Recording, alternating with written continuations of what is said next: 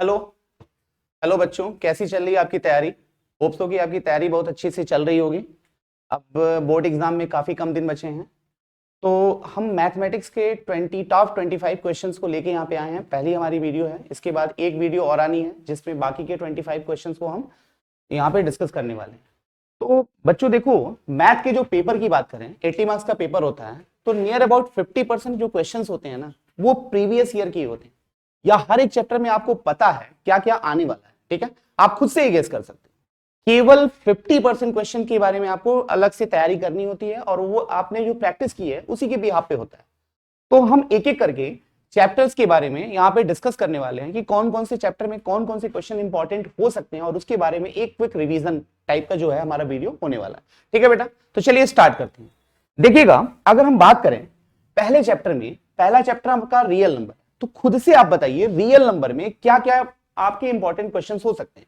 आपको पता है फंडामेंटल थ्योरम ऑफ अरिथमेटिक से स्टार्ट है, तो एचसीएफ और एचसीएफ एंड एलसीएम, इससे रिलेटेड क्वेश्चन आ सकता है। एक क्वेश्चन आपका हो सकता है कि 6 to the power n can never end with 0। और एक मोस्ट इंपॉर्टेंट क्वेश्चन जो एकदम से आना ही है, कंफर्म है, इरेशनल प्रूफ करने का, या तो वो सिंगल आएगा या तो डबल आएगा। फॉर एग्जाम्पल, अगर सिंगल आता है तो √2, √3, √5 एंड सो ऑन, इस तरह का इरेशनल नंबर प्रूफ करने की बात करेगा। या तो अगर 2 टर्म्स में आता है तो 2 नंबर का पॉजिटिव या डिफरेंस का होता है। ठीक है, यही 4 क्वेश्चन आपके आने हैं कंफर्म, और ये चैप्टर नंबर 1 से पूरे के पूरे 6 मार्क्स आपको आसानी से मिल जाए। तो चलिए एक एक क्वेश्चन की हेल्प से हम यहाँ पे डिस्कस कर लेते हैं। जैसे देखिएगा, हमारा पहला क्वेश्चन क्या है, two positive integers p and q can express as p is this and q this being prime numbers, then find the HCF and LCM। ये कई बार क्वेश्चन एमसीक्यू के फॉर्म में भी आया और डिस्क्रिप्टिव में भी आया। अगर मुझे इसका एचसीएफ और एलसीएम निकालना है पावर की फॉर्म में, अगर पावर की फॉर्म में हो, तो आपको पहले से पता है जब भी हम एचसीएफ निकालते हैं, जब भी हम एचसीएफ निकालेंगे, इन दैट केस आपको मिनिमम पावर कंसीडर करनी होती है। यहां पे हो सकता है और भी टर्म हो, पी क्यू आर भी हो जाए, तो यहां पे जो मिनिमम पावर, जैसे ए की बात करें, ए की मिनिमम पावर क्या है, तो सर ए है, तो एचसीएफ के केस में ए कंसीडर होगा। सर बी की मिनिमम पावर क्या है, सर बी है, तो एचसीएफ इन दोनों नंबर का क्या हो जाएगा, ए भी हो जाएगा। सर बात आती है अगर मैं एलसीएम निकालना चाहूं, एलसीएम के केस में क्या करते हैं, जो हाईएस्ट पावर होती है उसको हम कंसीडर करते हैं। किसको कंसीडर करते हैं, हाईएस्ट पावर को हम कंसीडर करते हैं। तो अब आप बताओ, in this case highest power will be, A की हाईएस्ट पावर क्या है, सर ए क्यू है, और सर बी की हाईएस्ट पावर क्या है, बी स्क्वायर है। तो ये हो गया इसका एचसीएफ और एलसीएम। ठीक है, अच्छा इससे रिलेटेड कुछ और भी डाउट है, कुछ और भी क्वेश्चंस आपसे पूछे जा सकते हैं। सिंपल है, इस तरह 2 नंबर्स हैं ए एंड बी, और उनका एचसीएफ एच है और उनका एलसीएम एल है, तो एक रिलेशन होता है A into B is equal to H into L, मतलब product of number is equal to their product of their HCF and LCM. एक बार क्वेश्चन प्रीवियस ईयर में पूछा गया है कि 2 नंबर दे देगा और आपसे कहेगा क्या सर ये एचसीएफ और एलसीएम का पेयर हो सकता है, नंबर नहीं देगा, आपसे कह दिया कि 2 नंबर्स मान लीजिए, कह दिया कि क्या 2 नंबर के एचसीएफ 15 और एलसीएम 210 हो सकता है। इट मे बी पॉसिबल कि 2 नंबर कोई ऐसा हो जिसका HCF this and LCM this one, तो आपको चेक करना है क्या, ये कई बार पूछा गया, प्रीवियस ईयर की मैं बात कर रहा हूं।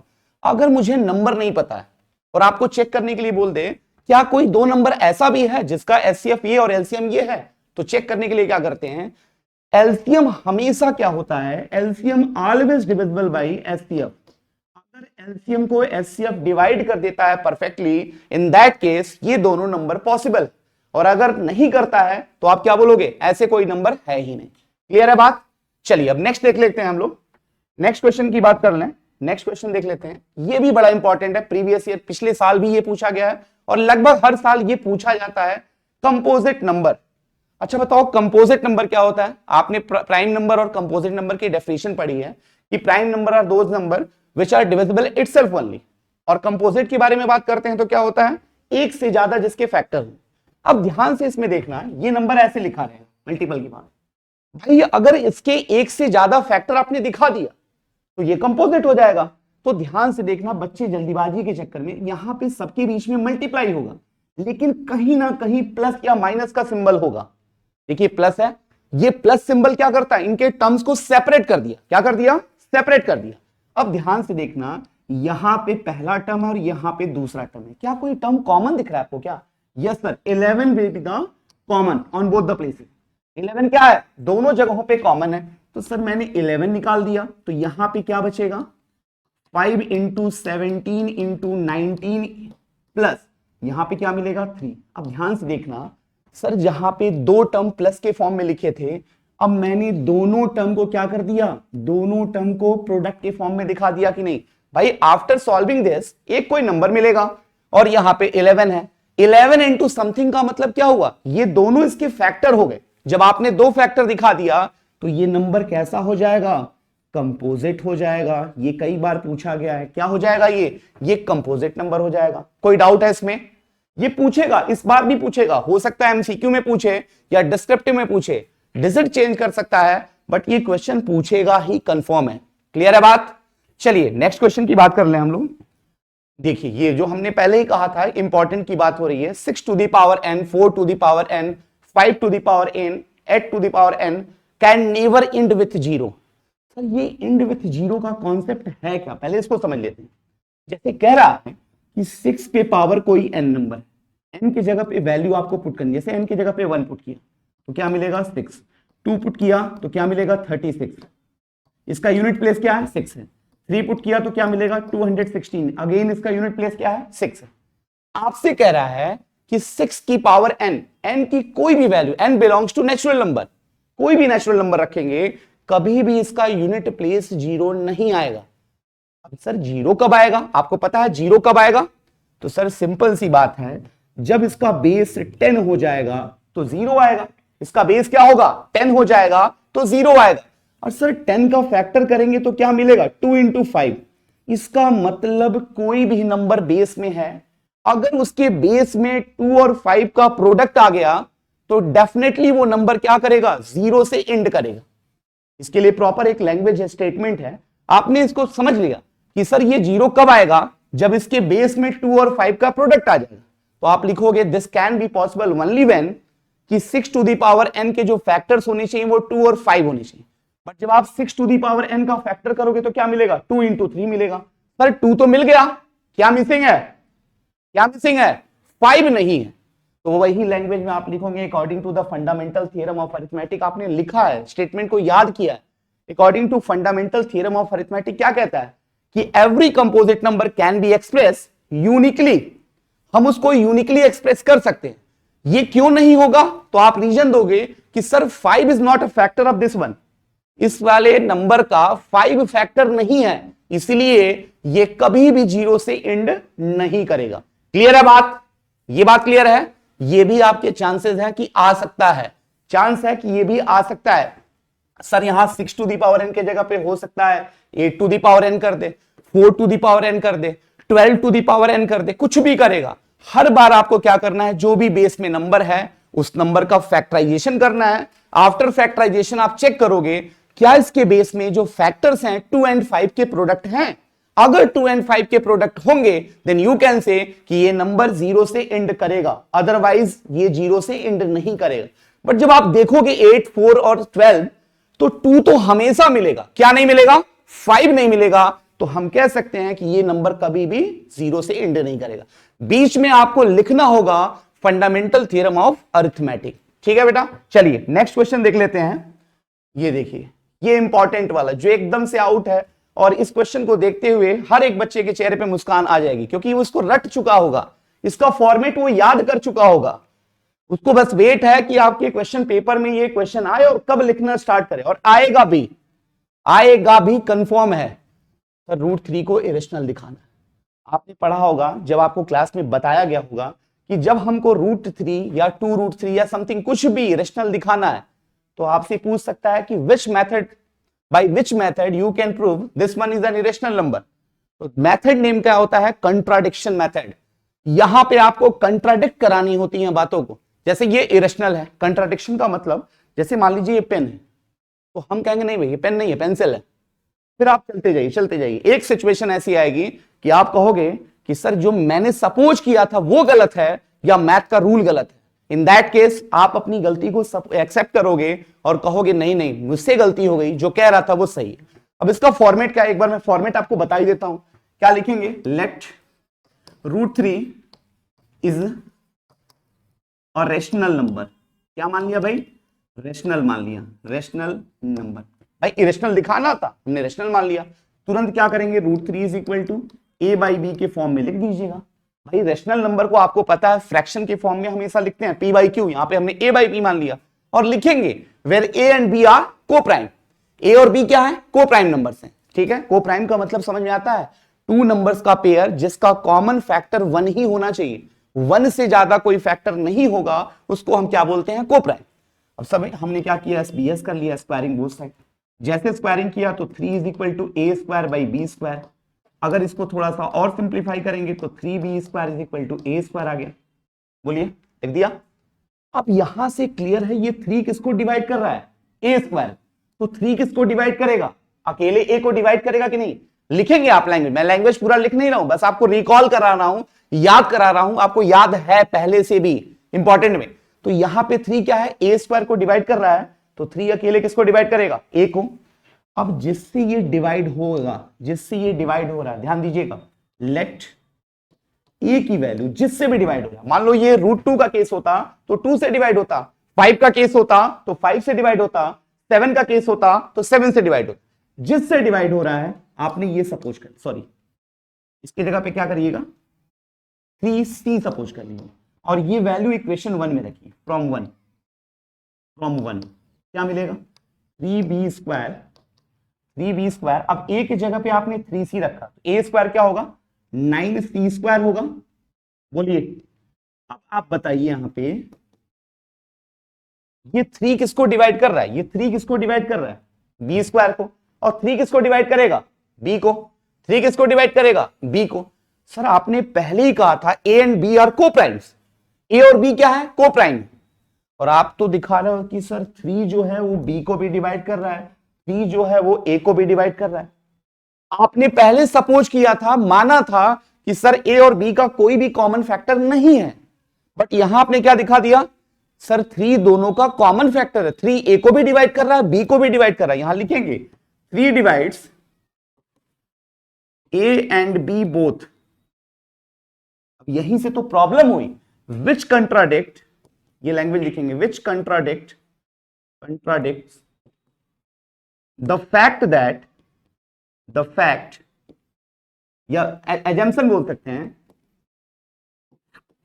a एंड b आर को प्राइम। ये फैक्ट ना बोल के इसकी जगह पे आप एजम्पशन बोल सकते हैं, सपोजिशन बोल सकते हैं। आपने कहा था a और b के कोई भी कॉमन फैक्टर नहीं है और आपने क्या दिखा दिया, 3 कॉमन फैक्टर है। इसका मतलब सर यहीं से प्रॉब्लम क्रिएट हो गई, ये हमारा अपोज करने लगा, मैंने माना कुछ और आया कुछ और, तो क्या कहेंगे।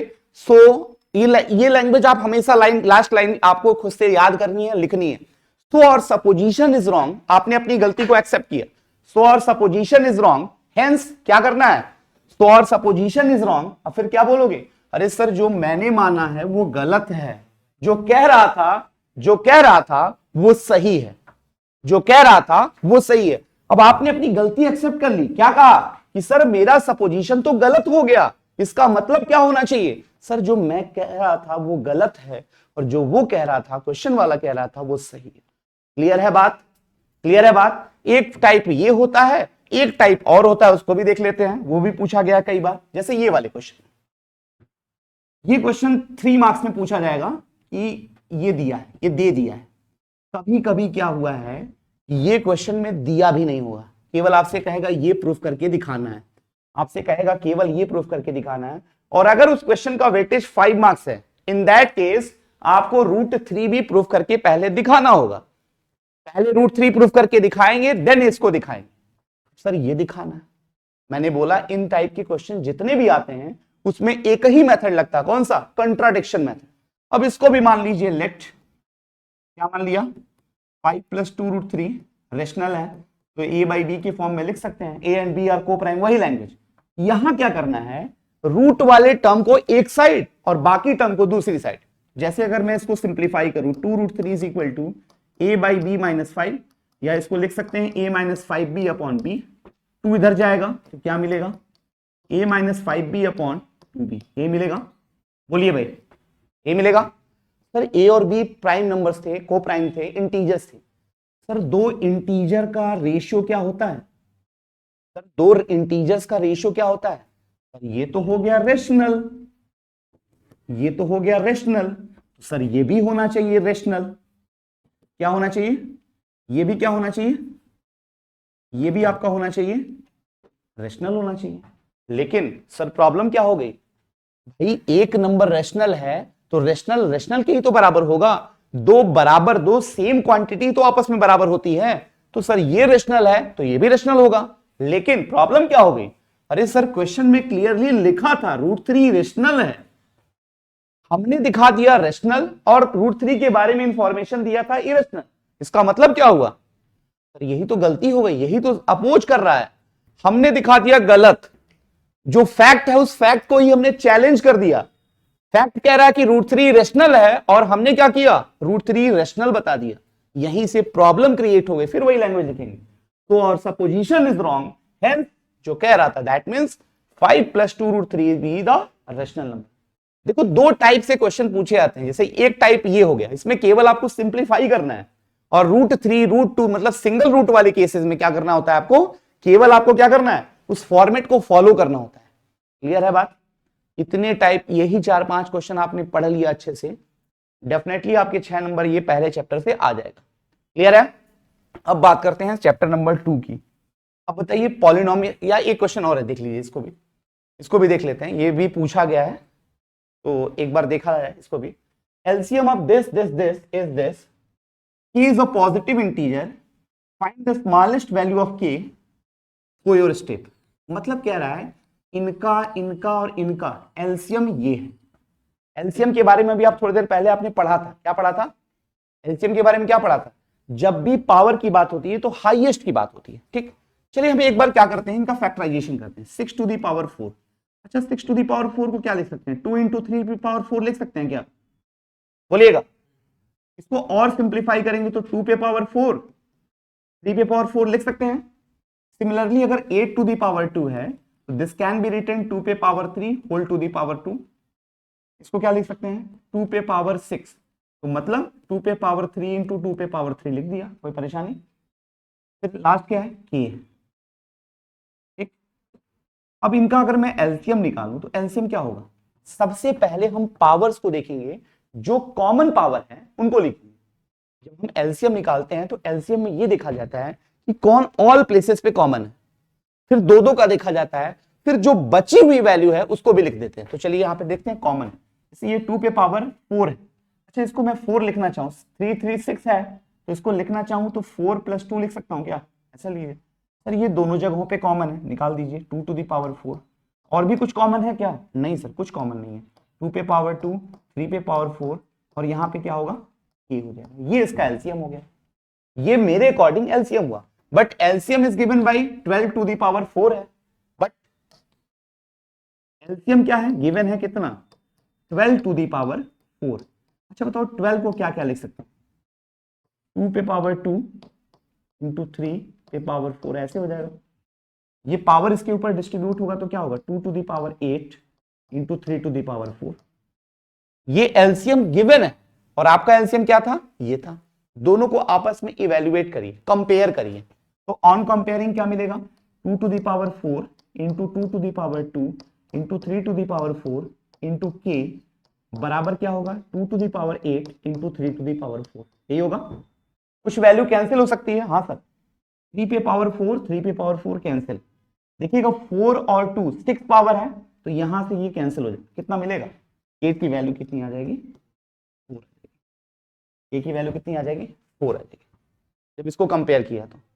ठीक है, अगली बार देखिएगा। अब अगला क्वेश्चन देख लेते हैं। अगला क्वेश्चन जैसे देखो इसमें थोड़ा सा कंफ्यूजन भी है।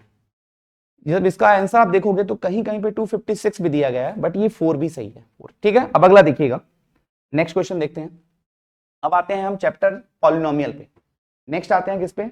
पॉलिनोमियल चैप्टर पे। अब जैसे ही पॉलिनोमियल आया आप खुद से गेस करिए क्या क्या हो सकता है। सर मेरे सिलेबस में केवल क्वाड्रेटिक पॉलिनोमियल ही है। क्या है मेरे सिलेबस में? केवल क्वाड्रेटिक पॉलिनोमियल है। सर क्वाड्रेटिक पॉलिनोमियल में क्या है? जीरोस का रिलेशन वेरीफाई करना और इक्वेशन प्रिपेयर करना। With the help of zeros equation prepare करना और रिलेशन वेरीफाई करना, यही दो चीजें हैं। जैसे अगर कोई क्वाड्रेटिक पॉलिनोमियल है ax square plus bx plus c, तो आपने उसमें अल्फा प्लस बीटा दो रूट उसके थे, उनके जीरोस का रिलेशन क्या पड़ा था, सम ऑफ जीरोस क्या थे, अल्फा प्लस बीटा बराबर क्या था माइनस बी बाई ए, और अल्फा इंटू बीटा बराबर क्या था सी बाई ए। तो चलो जैसे ये क्वेश्चन दिख रहा है, फाइंड अ क्वाड्रेटिक पॉलिनोमियल, मतलब क्वाड्रेटिक पॉलिनोमियल आपको बनाना है। ये देखिएगा, अगर आपके पास कोई ax square plus bx plus c quadratic polynomial है, इसके दो जीरोस कौन कौन है, अल्फा और बीटा, तो आपने एक रिलेशन पढ़ा था alpha plus beta some of zeros बराबर क्या था माइनस बी बाई ए, और alpha into beta product of zeros क्या था सी बाई ए, पढ़ा था। इक्वेशन प्रिपेयर करने की बात करता है, इक्वेशन बनाने की बात करता है, तो वो कैसे होगा, अगर मान लीजिए किसी पॉलिनोमियल के जीरोस अल्फा और बीटा है, तो इक्वेशन कैसे लिखा जाएगा, फॉर इक्वेशन ये होता है x square minus alpha plus beta into x plus alpha into beta बराबर 0, ये इक्वेशन लिखने का तरीका। ध्यान दीजिएगा, इसके आगे आपने कहीं कहीं पढ़ा होगा के लिखा होता है। जैसे मैं आपसे पूछूं, ये 2021 में 2021 में जब एमसीक्यू फॉर्म में पेपर हुआ था, उसमें पूछा गया था क्वेश्चन कि कह रहा कि एक कोई क्वाड्रेटिक पॉलिनोमियल है, उसके जीरोस 3 और 4 है, एक कोई क्वाड्रेटिक पॉलिनोमियल है, उसके जीरोस 3 एंड 4 है, मतलब अल्फा एंड बीटा की वैल्यू सेपरेटली दी है। तो आपसे पूछ रहा है ऐसे कितने पॉलिनोमियल बन सकते हैं जिसके जीरोस 3 एंड 4 होंगे।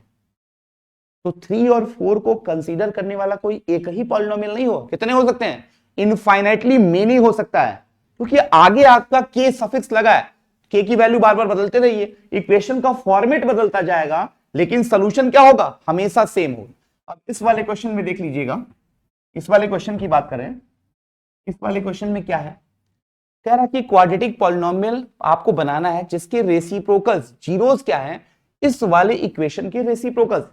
अच्छा, इसके जीरोस कौन कौन होंगे, इसके जीरोस कौन कौन होंगे, अल्फा बीटा, तो इसका अल्फा प्लस बीटा की वैल्यू कितनी होगी माइनस बी बाई ए, और अल्फा इंटू बीटा की वैल्यू कितनी होगी, जो नया वाला इक्वेशन बनाना है ना, उसके जीरोस क्या होंगे,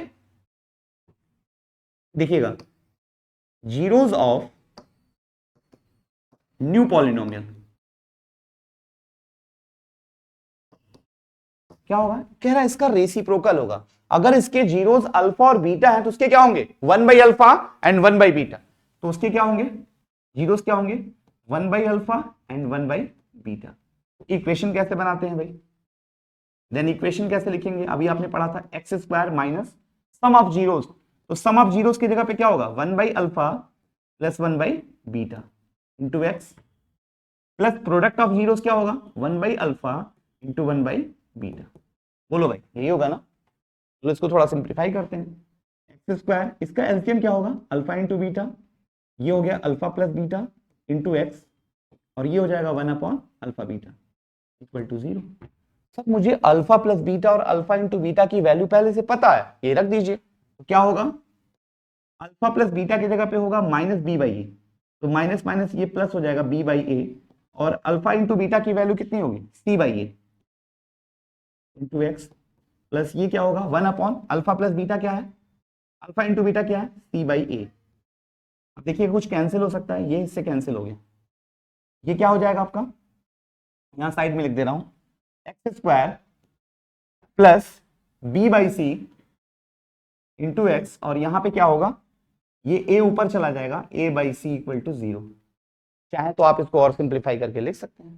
समझ में आई बात, ऐसा भी क्वेश्चन आपसे पूछा गया है, कई बार पूछा गया है, वो रूट बदल देगा, जैसे यहाँ पे रेसिप्रोकल की बात किया है, कुछ और बोल देगा, कह दिया कि उसके roots 2 alpha plus 1 2 beta plus 1 है, तो आपको पहले वाले इक्वेशन को सॉल्व करना है, आफ्टर दैट दूसरे वाले इक्वेशन में जैसे भी दिया है उसके रूट्स जो भी हैं उसके अकॉर्डिंग आप इक्वेशन प्रिपेयर कर। क्लियर है, चलिए फिर नेक्स्ट देखते हैं, अगला क्वेश्चन हमारा क्या है, ये देखिएगा, find the value of k such that the polynomial this has sum of its zeros equal to the half of their product। एक कोई क्वाड्रेटिक पॉलिनोमियल है, एक कोई क्वाड्रेटिक पॉलिनोमियल है, इसके जो जीरोस हैं, जीरोस का सम कह रहा है वो इक्वल है किसके, half the product, half their product. चलो भाई ये पॉलिनोमियल क्या स्टैंडर्ड फॉर्म में लिखा है, सर बिल्कुल लिखा है, ये पॉलिनोमियल स्टैंडर्ड फॉर्म में लिखा है, तो क्या कर सकते हैं सर यहाँ पे, क्या कर सकते हैं यहाँ पे, सर यहाँ पे मैं alpha plus beta that means sum of zeros निकाल सकता हूँ, कितना होगा माइनस बी बाई ए, तो माइनस देखिएगा ऑलरेडी माइनस है यहाँ पे, माइनस ऑफ माइनस के प्लस 6 हो जाएगा और अपॉन ए क्या है, कोफिशिएंट ऑफ एक्स स्क्वायर क्या है 1, इसको सिंप्लीफाई करेंगे तो क्या मिलेगा के प्लस 6 और प्रोडक्ट ऑफ जीरोस क्या होगा, प्रोडक्ट ऑफ जीरोस क्या होगा, अल्फा इंटू बीटा की वैल्यू क्या होती है सी बाई ए, तो दिस अपॉन दिस मतलब यही हो जाएगा 2 in bracket 2k minus 1 according to question, question के अकॉर्डिंग क्या कह रहा है, sum of its zeros is equal to half of, मतलब इसका जो सम ऑफ जीरोस है वो हाफ है किसके, इसके प्रोडक्ट ऑफ जीरोस से। ध्यान से देखिए कंडीशनल क्वेश्चन दिया है, सम ऑफ जीरोस की वैल्यू हाफ है किसके, प्रोडक्ट ऑफ जीरोस के। अब इसी को सॉल्व करके के की वैल्यू निकालिए, सर ये 2 से 2 कैंसिल हो गया, 2 से 2 कैंसिल, क्या मिलेगा k plus 6 is equal to 2k minus 1, ये अगर इस साइड चला गया और ये इस साइड आ गया तो ये हो जाएगा 7 और ये हो जाएगा k की वैल्यू कितनी आ गई 7 आ गई। ऐसे भी क्वेश्चन कंडीशनल क्वेश्चन आपसे पूछे गए हैं और पूछे जा सकते, बस वहां पे रूट्स के बीच में जो रिलेशन है उस रिलेशन के अकॉर्डिंग इस पे वर्क करना है। क्लियर है बात, देख लीजिए क्लियर है। चलिए अब देख लेते हैं, इसके बाद नेक्स्ट क्वेश्चन की बात करेंगे हम। नेक्स्ट क्वेश्चन क्या है उसको भी देख लिया जाए। फिर देखिए इक्वेशन प्रिपेयर करने की बात कर रहा है, if alpha and beta are the zeros of this polynomial then form a quadratic polynomial whose zeros are this and this. कह रहा है कि इस पॉलिनोमियल के जो जीरोस हैं और वो अल्फा और बीटा हैं, आपको एक दूसरा पॉलिनोमियल प्रिपेयर करना है जिसके zeros alpha square and beta square होंगे, जिसके जीरोस क्या होंगे alpha square and beta square होंगे। वो कैसे करेंगे, चलिए भाई इसको पहले सॉल्व करके इसके दो जीरोस जो हैं वो अल्फा और बीटा की वैल्यू हम निकाल लेते हैं। इसके दो जीरोस कौन कौन है, अल्फा और बीटा की वैल्यूज को हम क्या करते हैं निकाल लेते हैं। एक तरीका ये होगा, चलो भाई इस इक्वेशन को आपको सॉल्व करने आता ही है, इसको फैक्टराइज कर लेंगे, अल्फा बीटा की वैल्यू निकल जाएगी। एक तरीका ये हो, या अगर मैं इसकी बात करूं, अगर आप नहीं सॉल्व करना चाहते, एक तरीका क्या है कि आप इसको फैक्टराइज किए तो एक्स की दो वैल्यू आएगी, एक अल्फा हो जाएगा और एक क्या हो जाएगा बीटा हो जाएगा, उसके अकॉर्डिंग काम कर लीजिएगा। एक दूसरा तरीका क्या है, जो मुझे नया इक्वेशन प्रिपेयर करना है उसके जीरोस ये हैं, तो इक्वेशन कैसे लिखा जाएगा, x square minus sum of zeros, sum of zeros क्या होगा alpha square plus beta square into x और प्लस प्रोडक्ट ऑफ जीरोस क्या होगा alpha square into beta square, यही होगा ना। तो इसको थोड़ा सिंप्लीफाई करें, इसकी जगह पे कुछ लिखा जा सकता है क्या, अगर मैं इसके जीरोस की बात करूं, अल्फा और बीटा इसके जीरोस हैं, तो इसका सम ऑफ जीरोस क्या होगा 5/6 होगा और प्रोडक्ट ऑफ जीरोस क्या होगा 1/6 होगा कि नहीं, बोलो भाई। भाई अगर मैं इसको इस फॉर्म में एक्सप्रेस कर दूं तो केवल डायरेक्ट वैल्यूज को यहां पे पुट करूंगा और इक्वेशन मेरा प्रिपेयर हो जाए। मैंने इसके बारे में पढ़ा था, ये अलजेब्रा का एक सिंप्लीफिकेशन फॉर्म है। X square plus y square को आप क्या लिख सकते हो, तो मैं साइड में कहीं बता दे रहा हूं, x square plus y square को आप लिख सकते हो एक्स प्लस वाई का होल स्क्वायर माइनस 2xy, क्योंकि जब आप इसको सॉल्व करोगे तो यही मिलेगा, लिखने का तरीका चेंज हो जाएगा। तो आप क्या लिख सकते हैं इसके जगह पे अल्फा प्लस बीटा का whole square minus 2 alpha beta. ऐसा क्यों किया गया सर, ऐसा करने से बेनिफिट ये मिलेगा क्योंकि मुझे इसकी भी वैल्यू पता है, इसकी भी वैल्यू पता है और इसकी भी वैल्यू पता है। चलिए वैल्यूज को पुट कर लेते हैं। In the place of alpha plus beta you can write क्या 5/6 का square minus 2 into alpha into beta 2 alpha beta, alpha beta की वैल्यू कितनी है 1/6 और अल्फा इंटू बीटा की वैल्यू कितनी है 1/6 का स्क्वायर। अब इसको आप सिंप्लीफाई करेंगे तो आपका आंसर आ जाएगा, सिंप्लीफाई कर लेंगे कि नहीं, एक्स स्क्वायर माइनस ये हो जाएगा आपका 25/36 माइनस 2/6 एक्स प्लस 1/36। ठीक है, इसके बाद अगर आप करना चाहें तो हम चाहते तो 2 से इसको कैंसिल कर सकते थे, बट उसके बेनिफिट नहीं है क्योंकि मुझे एलसीएम लेना ही पड़ेगा, फिर मल्टीप्लाई करना पड़ेगा। 36 और 6 का एलसीएम क्या होगा, 36 और 6 का एलसीएम जो होगा वो कितना होगा 36 ही होगा। तो यहां पे तो 25 आएगा और यहां पे क्या मिलेगा 6 2 जा 12 माइनस करना पड़ेगा और यहां पे 1/36 है। ये चाहे तो आप लिख सकते हैं एक्स स्क्वायर माइनस 13/36। कैलकुलेशन एक बार क्रॉस चेक कर लीजिएगा आप लोग। बस इतना भी लिख सकते हैं, और या तो चाहे आप एलसीएम लेके 36 यहाँ मल्टीप्लाई कर दीजिए, 36x² माइनस 13x प्लस 1, और ये जो डिनोमिनेटर वैल्यू है वो 0 के साइड चली गई, बस आ गया। ये इक्वेशन आपने प्रिपेयर कर लिया। आपको बस कॉन्सेप्ट पता होना चाहिए कि मुझे जो इक्वेशन लिखना है, प्रिपेयर करना है, वो कैसे लिखा जाए। तो आपने क्या किया, अल्फा एंड बीटा जीरोस थे इसके, अल्फा एंड बीटा इसके जीरोस थे, तो भाई मैंने क्या किया, अल्फा प्लस बीटा और अल्फा इंटू बीटा की वैल्यू इजिली निकाल सकते हैं। फिर भाई मुझे जो प्रिपेयर करना था ये था उसका जीरोस, तो भाई इक्वेशन के बिहाफ पे किया, यहाँ पे बिहाफ पे किया, तो फिर मुझे पता चला sir alpha square plus beta square को हम ये लिख सकते हैं, और जैसे ये लिखा सर इसकी वैल्यू तो मुझे पहले से पता है। क्लियर है? चलिए नेक्स्ट क्वेश्चन देखते हैं हम लोग। अब आते हैं हम लोग लीनियर इक्वेशन टू वेरिएबल्स में। देखिए लीनियर इक्वेशन टू वेरिएबल में एक ग्राफिकल पोर्शन जो है वो बड़ा इंपॉर्टेंट। ग्राफ के क्वेश्चन कई बार 2 साल से देखा जा रहा है, 23 और 24 दोनों पेपर में ग्राफ के क्वेश्चन पूछे गए थे, तो सिंपल ग्राफ पूछा गया था, बट आप ग्राफ की तैयारी कर लीजिए, ग्राफ से रिलेटेड क्वेश्चन कंफर्म है आएगा। जैसे यहां लिखा है, by the graphical method find whether the following pairs of equation is consistent और not, if consistent solve them. अब थोड़ा सा मैं बता रहा हूं, ग्राफ यहां पे सिखा नहीं सकता हूं, आपको पहले से पता है, बट एक बार बता रहा हूं कि कंसिस्टेंसी और इनकंसिस्टेंसी का मतलब क्या होता है। जैसे अगर आपके पास कोई पेयर ऑफ लीनियर इक्वेशन है, तो दो पॉसिबिलिटी क्या क्या हो सकती है। हो सकता है सॉल्व करने पे आपके पास यूनिक सोल्यूशन आ जाए, एक सोल्यूशन आ जाए, या दूसरी ऑप्शन क्या है, इनफाइनाइटली मेनी सोल्यूशन आ जाए, और तीसरा ऑप्शन क्या है, सर सोल्यूशन ही नहीं आ रहा है। जब किसी पेयर ऑफ लीनियर इक्वेशन को सॉल्व करने पे सोल्यूशन एग्जिस्ट करता है तो उसको बोलते हैं कंसिस्टेंट। क्या बोलते हैं? कंसिस्टेंट। और जब आपका सोल्यूशन एग्जिस्ट नहीं करता है, इन दैट केस आप कहते हैं इनकंसिस्टेंट। क्या बोलते हैं? इनकंसिस्टेंट। तो भाई अब ग्राफ के बिहाफ पे कैसे बताएंगे कंसिस्टेंट है कि इनकंसिस्टेंट? तो देखिएगा, जैसे ये कोई एक्स एक्सिस है, ये वाई एक्सिस है, भाई एक्चुअल में जो पेयर ऑफ इक्वेशंस होते हैं वो एक स्ट्रेट लाइन को डिनोट करते हैं। कोई आपसे पूछे लीनियर इक्वेशन का ग्राफ कैसा होता है, तो आप क्या बताओगे? ये स्ट्रेट लाइन होता है।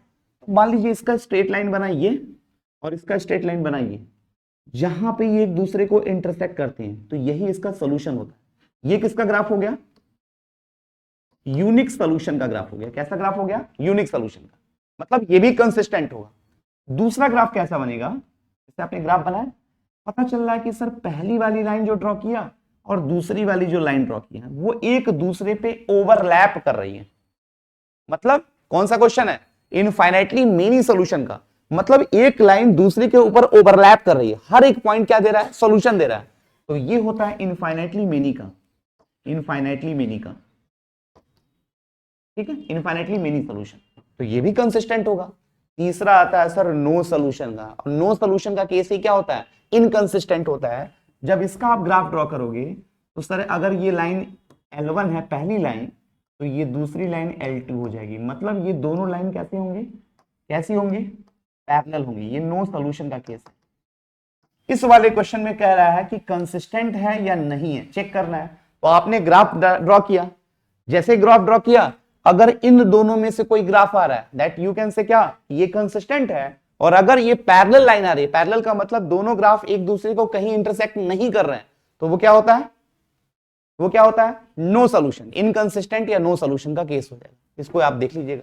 ग्राफिकल बिहाफ पे भी आपसे एमसीक्यू क्वेश्चन पूछ सकता है कि हमारे पास पेयर ऑफ लीनियर इक्वेशन था, मैंने ग्राफ प्लॉट किया, पता चल रहा है मुझे इंटरसेक्टिंग लाइन मिली। इसका नाम क्या होता है? Intersecting, overlapping, parallel.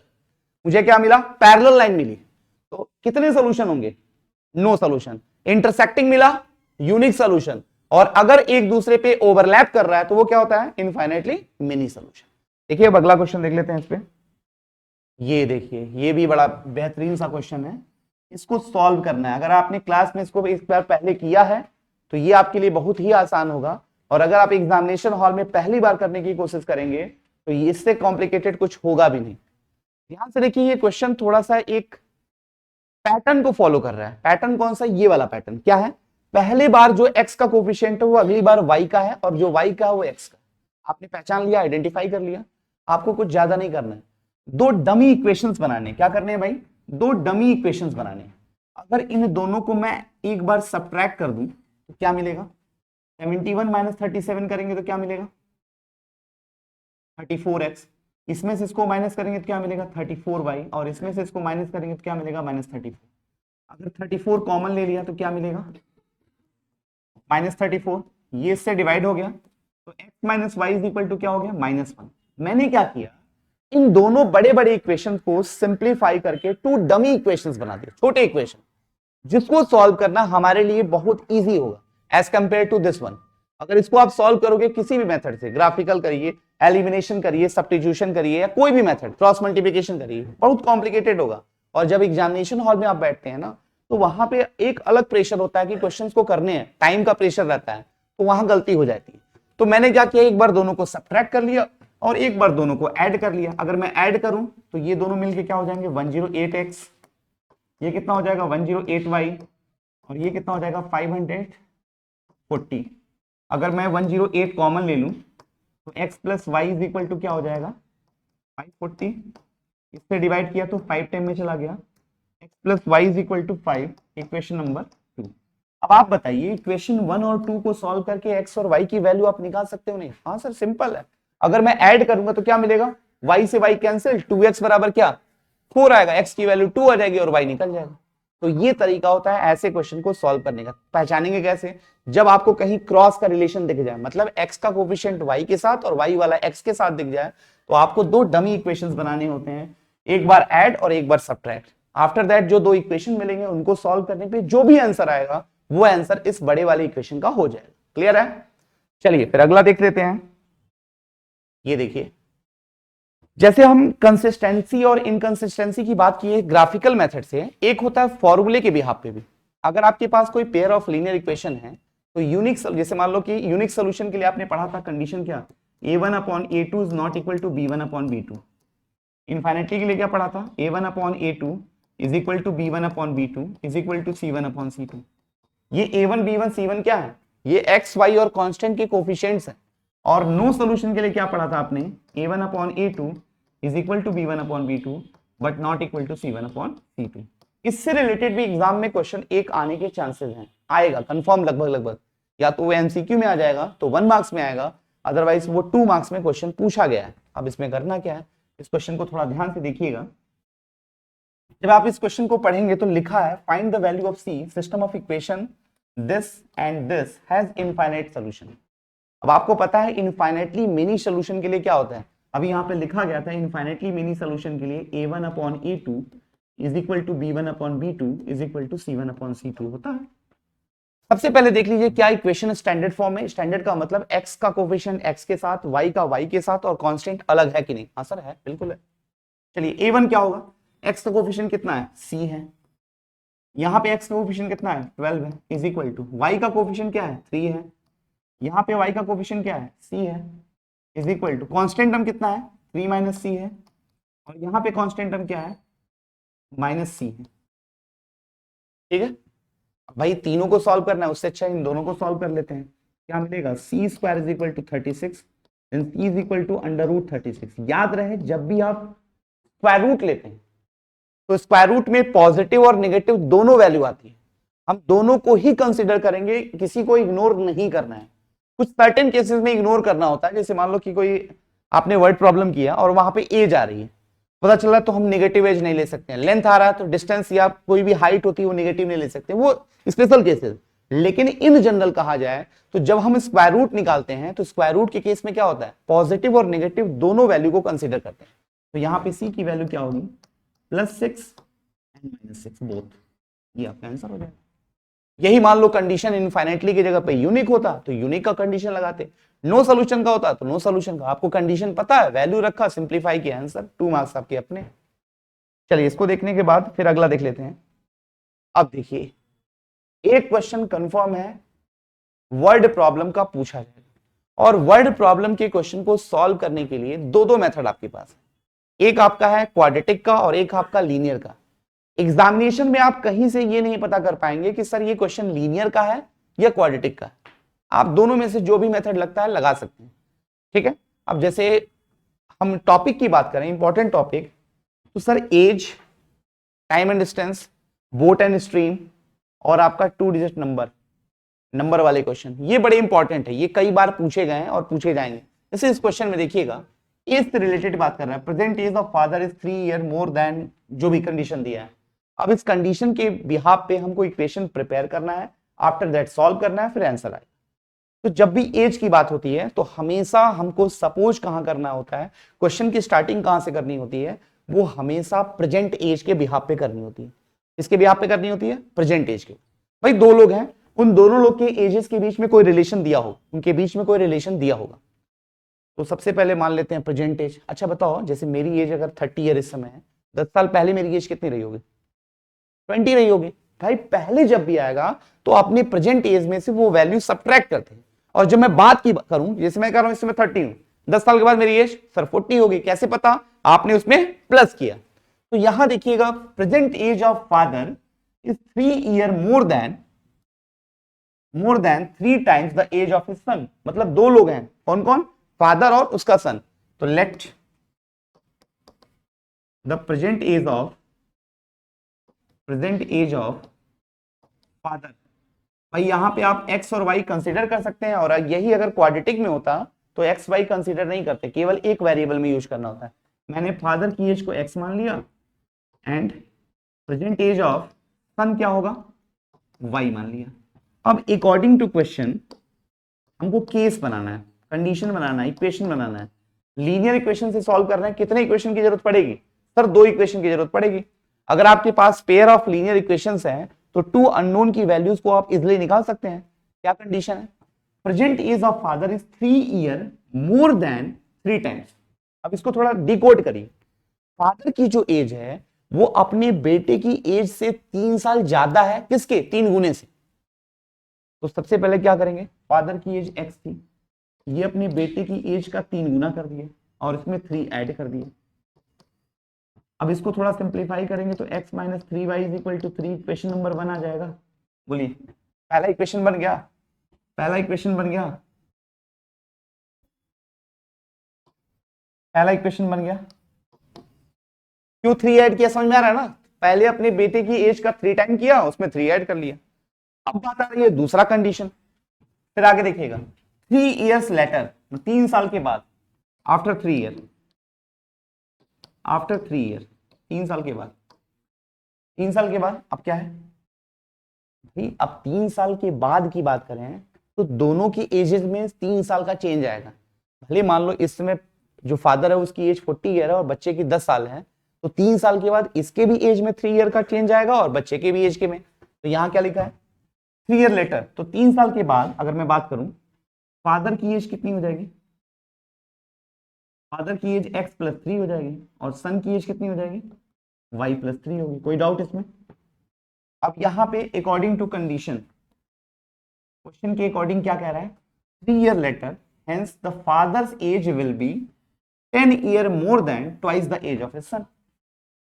3 साल के बाद फादर की एज कितनी थी? x प्लस 3, ये अपने बेटे की एज के 2 टाइम से 10 ज्यादा है। यहां से पढ़िए, 10 year more than twice the age of his son, मतलब अपने बेटे की एज का ट्वाइस किया, 2 गुना किया और उसमें 10 ऐड किया। क्या इसको सिंप्लीफाई करके हम इक्वेशन बना सकते हैं? x plus 3 is equal to 2y plus 6 plus 10, ये हो जाएगा x minus 2y is equal to कितना? 30। दोनों इक्वेशन को सॉल्व कर लीजिए, x और y। x क्या था? फादर की प्रेजेंट एज, और y क्या था? सन की प्रेजेंट एज। कोई डाउट इसमें? याद रहे, जब आफ्टर और बिफोर का केस आएगा, in the case of after आपको वैल्यू प्लस करनी होती है और बिफोर के केस में क्या होती है? सबट्रैक्ट करनी होती है। और जो भी कंडीशन दिया उस कंडीशन के बिहाफ पे इक्वेशन सेट करना है। क्लियर है बात? चलिए फिर एक अगला क्वेश्चन देख लेते हैं, नेक्स्ट क्वेश्चन देख लेते हैं इसके बाद। ये देखिए 2 डिजिट, मैंने कहा था कि डिजिट के क्वेश्चंस भी आपसे पूछे जाएंगे, 2 डिजिट वाले क्वेश्चंस, 2 डिजिट वाले क्वेश्चंस भी देख लीजिएगा। 2 डिजिट में मैंने आपको पहले भी कहा कि एग्जामिनेशन पेपर में आप आंसर शीट में फॉर्मेट जरूर लिखिएगा। Let the unit digit be x, या जो भी है, 10th digit y, after that number becomes 10x plus y, after reversing the digit number becomes 10y plus x, जैसे ये लिखेंगे। लेट यूनिट डिजिट मान लीजिए कि y मान लिया, 10th प्लेस क्या मान लिया? x मान लिया। नंबर क्या होगा तब? आपको पता है नंबर को हम डिनोट ऐसे करते हैं 10x प्लस y, और रिवर्सिंग नंबर क्या होगा? रिवर्सिंग नंबर जब आप डिजिट को रिवर्स कर देते, जैसे मान लो कि एक मेरे पास नंबर है 56, जब इसके डिजिट को रिवर्स किया तो ये क्या बन गया 65 बन गया। कुछ इस टाइप का क्वेश्चन अगर आ गया तो ये क्या बन जाएगा, ये यहां आ जाएगा और ये यहां आ जाएगा, तो ये हो जाएगा आपका 10y+6। इतना लिख लीजिएगा 4 लाइन। अब इसके बाद जो क्वेश्चन दिया उसके बिहाफ पे ही आप इक्वेशन इजिली प्रिपेयर कर लेंगे, कितना भी कॉम्प्लिकेटेड होगा कोई दिक्कत नहीं। जैसे इसके सोल्यूशन की बात करें, इसके सोल्यूशन की बात, 2 digit number sum of digit is 9। भाई इसके डिजिट कौन कौन है, x और y है, तो x प्लस वाई की वैल्यू कितनी है 9 है। पहला इक्वेशन बन गया, पहला इक्वेशन बन गया। दूसरा क्या बोल रहा है, if 27 is added to the number, अगर मैंने नंबर कौन है मेरा भैया, ये है मेरा नंबर, 10x प्लस वाई में अगर मैंने 27 ऐड कर दिया, आफ्टर दैट क्या चेंज हुआ, डिजिट इंटरचेंज देयर प्लेसेस। ऐसा करने से क्या हुआ, डिजिट इंटरचेंज हो गया, इंटरचेंज होने के बाद नंबर क्या मिला 10y+x। अब इसी को सॉल्व कर लीजिए, क्या मिलेगा, ये इधर आएगा तो 9x minus 9y is equal to -27, 9 common ले लिया, x minus y is equal to -3, equation number 2। इन दोनों को सॉल्व करके x और y की वैल्यू निकाल लेंगे, निकल जाएगी। x और y की वैल्यू निकाल दीजिए, आपका नंबर क्या था, याद रहे नंबर आपका 10x प्लस वाई था। जैसे अगर इसको सॉल्व किया जाए, इन दोनों को सॉल्व कर रहे हैं फ्रॉम 1 एंड 2, यहां पे हमने x प्लस वाई लिख दिया 9, ये cancel, 2x is equal to 12, तो x की वैल्यू कितनी आ गई 6 आ गई। अब ये 6 कहाँ रखेंगे, 1 या 2 में कहीं रख लीजिए, चलिए 1 में रख लिया, फ्रॉम 1, ये 6 plus y is equal to 9, तो y की वैल्यू कितनी आ गई 3 आ गई।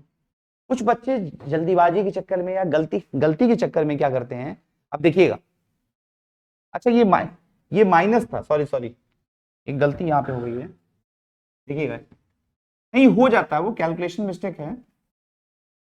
देखिए ये आपका 9y इज इक्वल टू -27, तो यहां से हो जाएगा 9x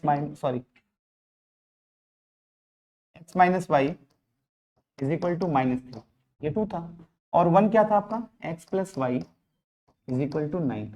कैलकुलेशन थोड़ा बहुत चेक कर लीजिएगा, वो मिस्टेक हो सकता है, ये कैंसिल हो गया, तो 2y की वैल्यू कितनी आ गई, ये -3 है और ये 6 है तो 6 होगा, सॉरी 9 था तो 6 होगा, x की वैल्यू कितनी आ गई 3 हो गई, वो डिजिट रिवर्ट हो जाता। अब यहां रखेंगे तो क्या मिलेगा, 1 में आपने रखा तो क्या मिला 3 plus y is equal to 9, तो y की वैल्यू क्या हो जाएगी 6। याद रहे जो इनिशियल नंबर था वो 10x प्लस वाई था। अब ये नहीं कि गलती से आपने यहां रख दिया, आपसे पूछा है, जब भी पूछेगा वो इनिशियल या स्टार्टिंग नंबर ही पूछेगा, रिवर्सिंग नंबर नहीं पूछेगा। Hence the number is number क्या होगा 10x प्लस वाई, ये क्या हो गया 10x के जगह पे 3 प्लस वाई, ये हो जाएगा 36। मतलब वो नंबर कौन सा था 36, वो नंबर था जिसके बारे में ये इतनी बातें बोल रहा था। आने के चांसेस हैं, नंबर से रिलेटेड क्वेश्चन आ सकता है, ठीक है। अब अगला देख लेते हैं, इसके बाद नेक्स्ट देख लेते हैं।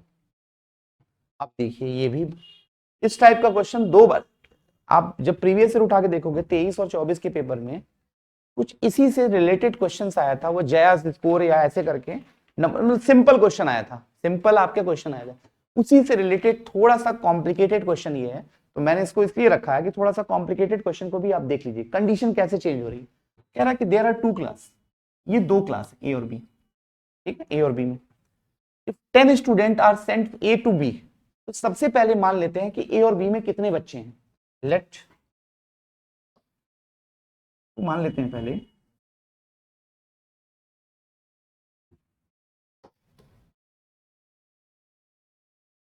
जैसे हम क्या कर लेते हैं, मान लिया कि लेट ए में कितने बच्चे हैं, ए वाली क्लास में कितने बच्चे हैं, ए वाली क्लास में हमारे कितने बच्चे हैं, ए वाली क्लास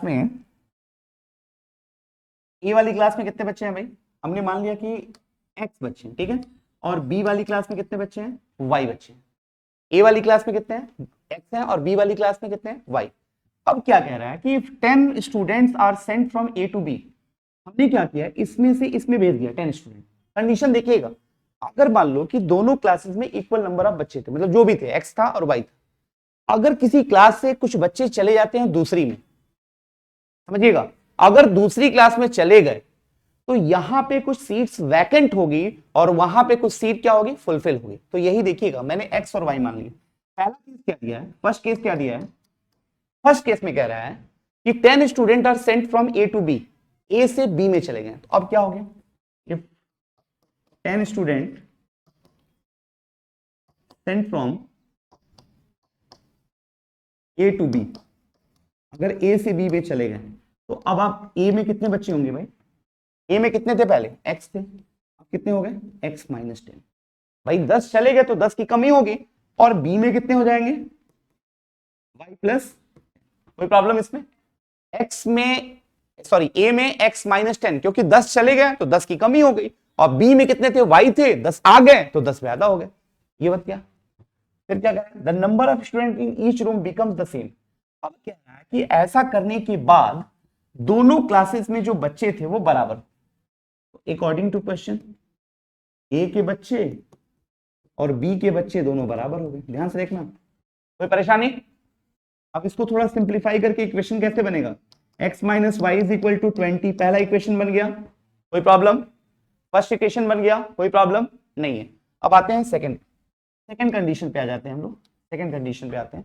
अब देखिएगा, if the 20 student are sent from B to A, अगर 20 बच्चे बी से ए में चले गए, अब आप बताइएगा बी में कितने बच्चे बचेंगे, y माइनस 20 होगा कि नहीं, बोलिए y माइनस 20 होगा, और a में कितने हो जाएंगे, x प्लस 20।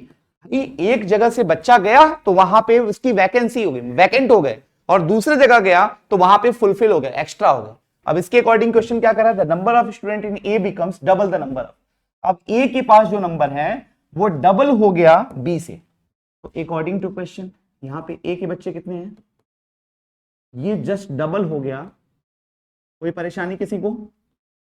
इसको सॉल्व करेंगे तो क्या मिलेगा, x प्लस 20 बराबर 2x माइनस 40, और यहां से x माइनस 2y बराबर क्या होगा, माइनस 60, इक्वेशन नंबर 2।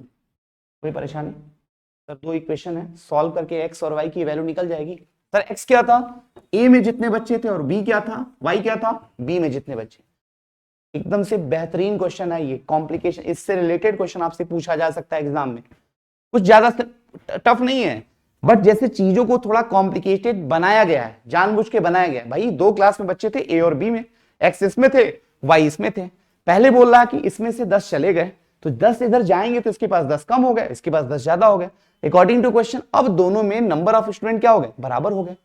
दूसरा केस क्या कह रहा है, भाई इसके पास वाई थे, इसके पास एक्स थे, कह रहा है इधर से 20 इधर चले आए तो इधर 20 आएंगे तो इधर 20 प्लस होगा, उधर 20 माइनस होगा। इन दिस क्वेश्चन क्या कह रहा है, इन दिस कंडीशन इसके पास जो बच्चे हैं वो जस्ट डबल हैं इसके वैल्यू से, सॉल्व कर लीजिए। क्लियर है बात, ठीक है, इसको भी आप लोग सॉल्व कर लीजिएगा। फिर अगले क्वेश्चन की बात कर लेते हैं हम लोग, इसके अगले, ठीक है, चलिए फिर इतना ही आज के लिए, ठीक, थैंक यू।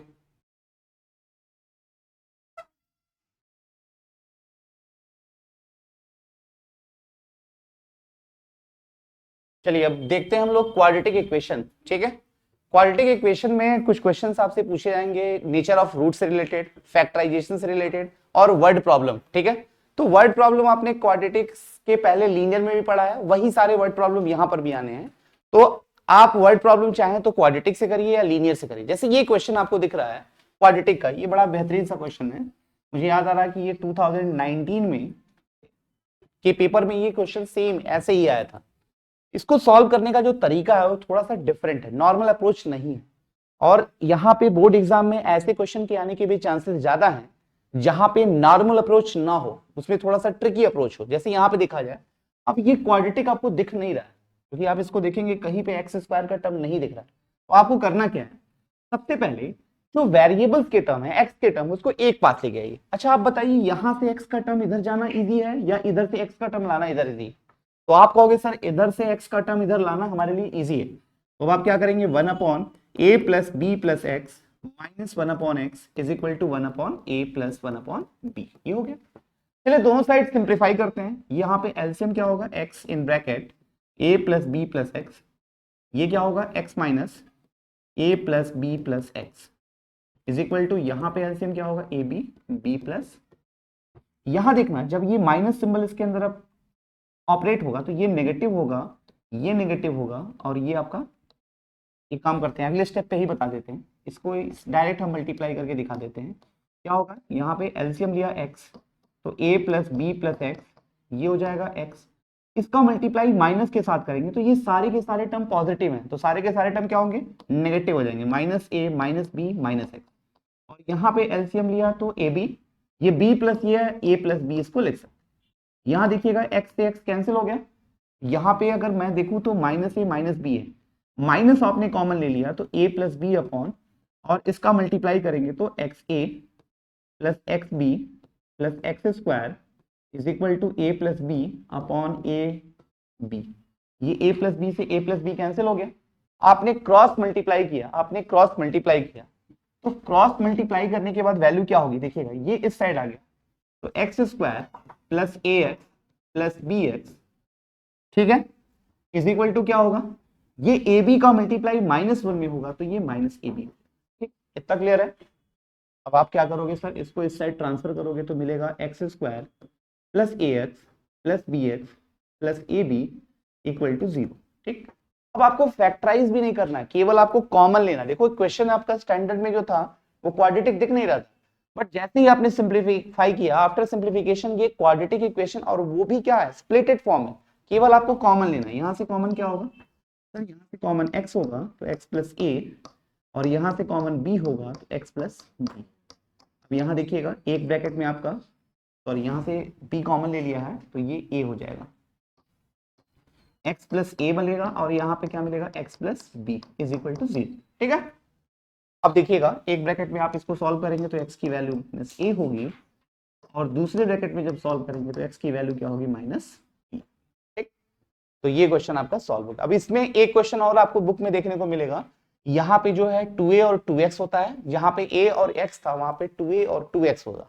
सेम पैटर्न आपको वहां पे फॉलो करना है, उसके बाद क्वेश्चन को आप सॉल्व कर लेंगे, ठीक है। चलिए नेक्स्ट क्वेश्चन देख लेते हैं। नेक्स्ट क्वेश्चन हमारा क्या है, अब ये नेचर ऑफ रूट, मतलब जब आप क्वाड्रेटिक इक्वेशन को सॉल्व करते हैं तो आपके पास डिस्क्रिमिनेंट निकालते हैं d, और d की 3 वैल्यू आती है। एक हो सकता है ग्रेटर देन 0 हो, सेकेंड केस हो सकता है कि इक्वल टू 0 हो, और थर्ड केस हो सकता है लेस देन 0, मतलब discriminant b square minus 4ac, ये d होता है, ठीक। अगर d की वैल्यू ग्रेटर देन 0 है, इन दिस केस जो रूट्स होते हैं वो रियल एंड अनइक्वल होते हैं, रियल एंड अनइक्वल होते हैं। अगर d की वैल्यू इक्वल टू 0 है, in this case real roots and equal roots होते हैं, मतलब दोनों x की वैल्यू क्या होगी, बराबर होगी। और इस केस में जो होता है no real roots, no real roots, मतलब ये वाला केस आपके सिलेबस में नहीं, बट जब आप 11th में आएंगे कॉम्प्लेक्स नंबर में, तो कॉम्प्लेक्स नंबर में ऐसे क्वेश्चन को भी हम डील करते हैं, मेरे नंबर को भी डील किया जाता है, बट यहाँ पे केवल यही सिलेबस में है। अब आते हैं इस क्वेश्चन में, देखते हैं क्या क्या टर्म्स दिया है। टर्म्स ये लिखा है कि अगर ये आपके पास क्वेश्चन है और इसके जो रूट्स हैं वो इक्वल है, तो आपको ये शो करके दिखाना है, कोई दिक्कत नहीं। इक्वल रूट्स के लिए क्या होता है, for equal roots d is equal to 0 होता है, d का मतलब b square minus 4ac is equal to 0 होता है। सर b का मतलब x का कोफिशिएंट कितना है, x का कोफिशिएंट क्या है, 2mc है, x का कोफिशिएंट क्या है, 2mc का होल स्क्वायर माइनस 4a का मतलब x स्क्वायर का कोफिशिएंट कितना है, 1 प्लस m स्क्वायर, और कांस्टेंट टर्म क्या है, ये पूरा का पूरा c square minus a square is equal to 0 होगा, ये होगा। चलो इसको सिंप्लीफाई करते हैं, तो ये क्या हो जाएगा, 4m स्क्वायर c स्क्वायर, ये नेगेटिव है, दूसरी साइड इसको भेज सकते हैं क्या 4, और इन ब्रैकेट का मल्टीप्लाई कर लेते हैं, इसका ब्रैकेट का मल्टीप्लाई करेंगे तो c square minus a square plus m square c square minus a square m square, ये 4 से 4 कैंसिल हो गए। चलो इसको सिंप्लीफाई करते हैं, m स्क्वायर c स्क्वायर बराबर क्या होगा, c square minus a square plus m square c square minus a square m square. Sir ये m square c square again cancel होगा, ठीक है।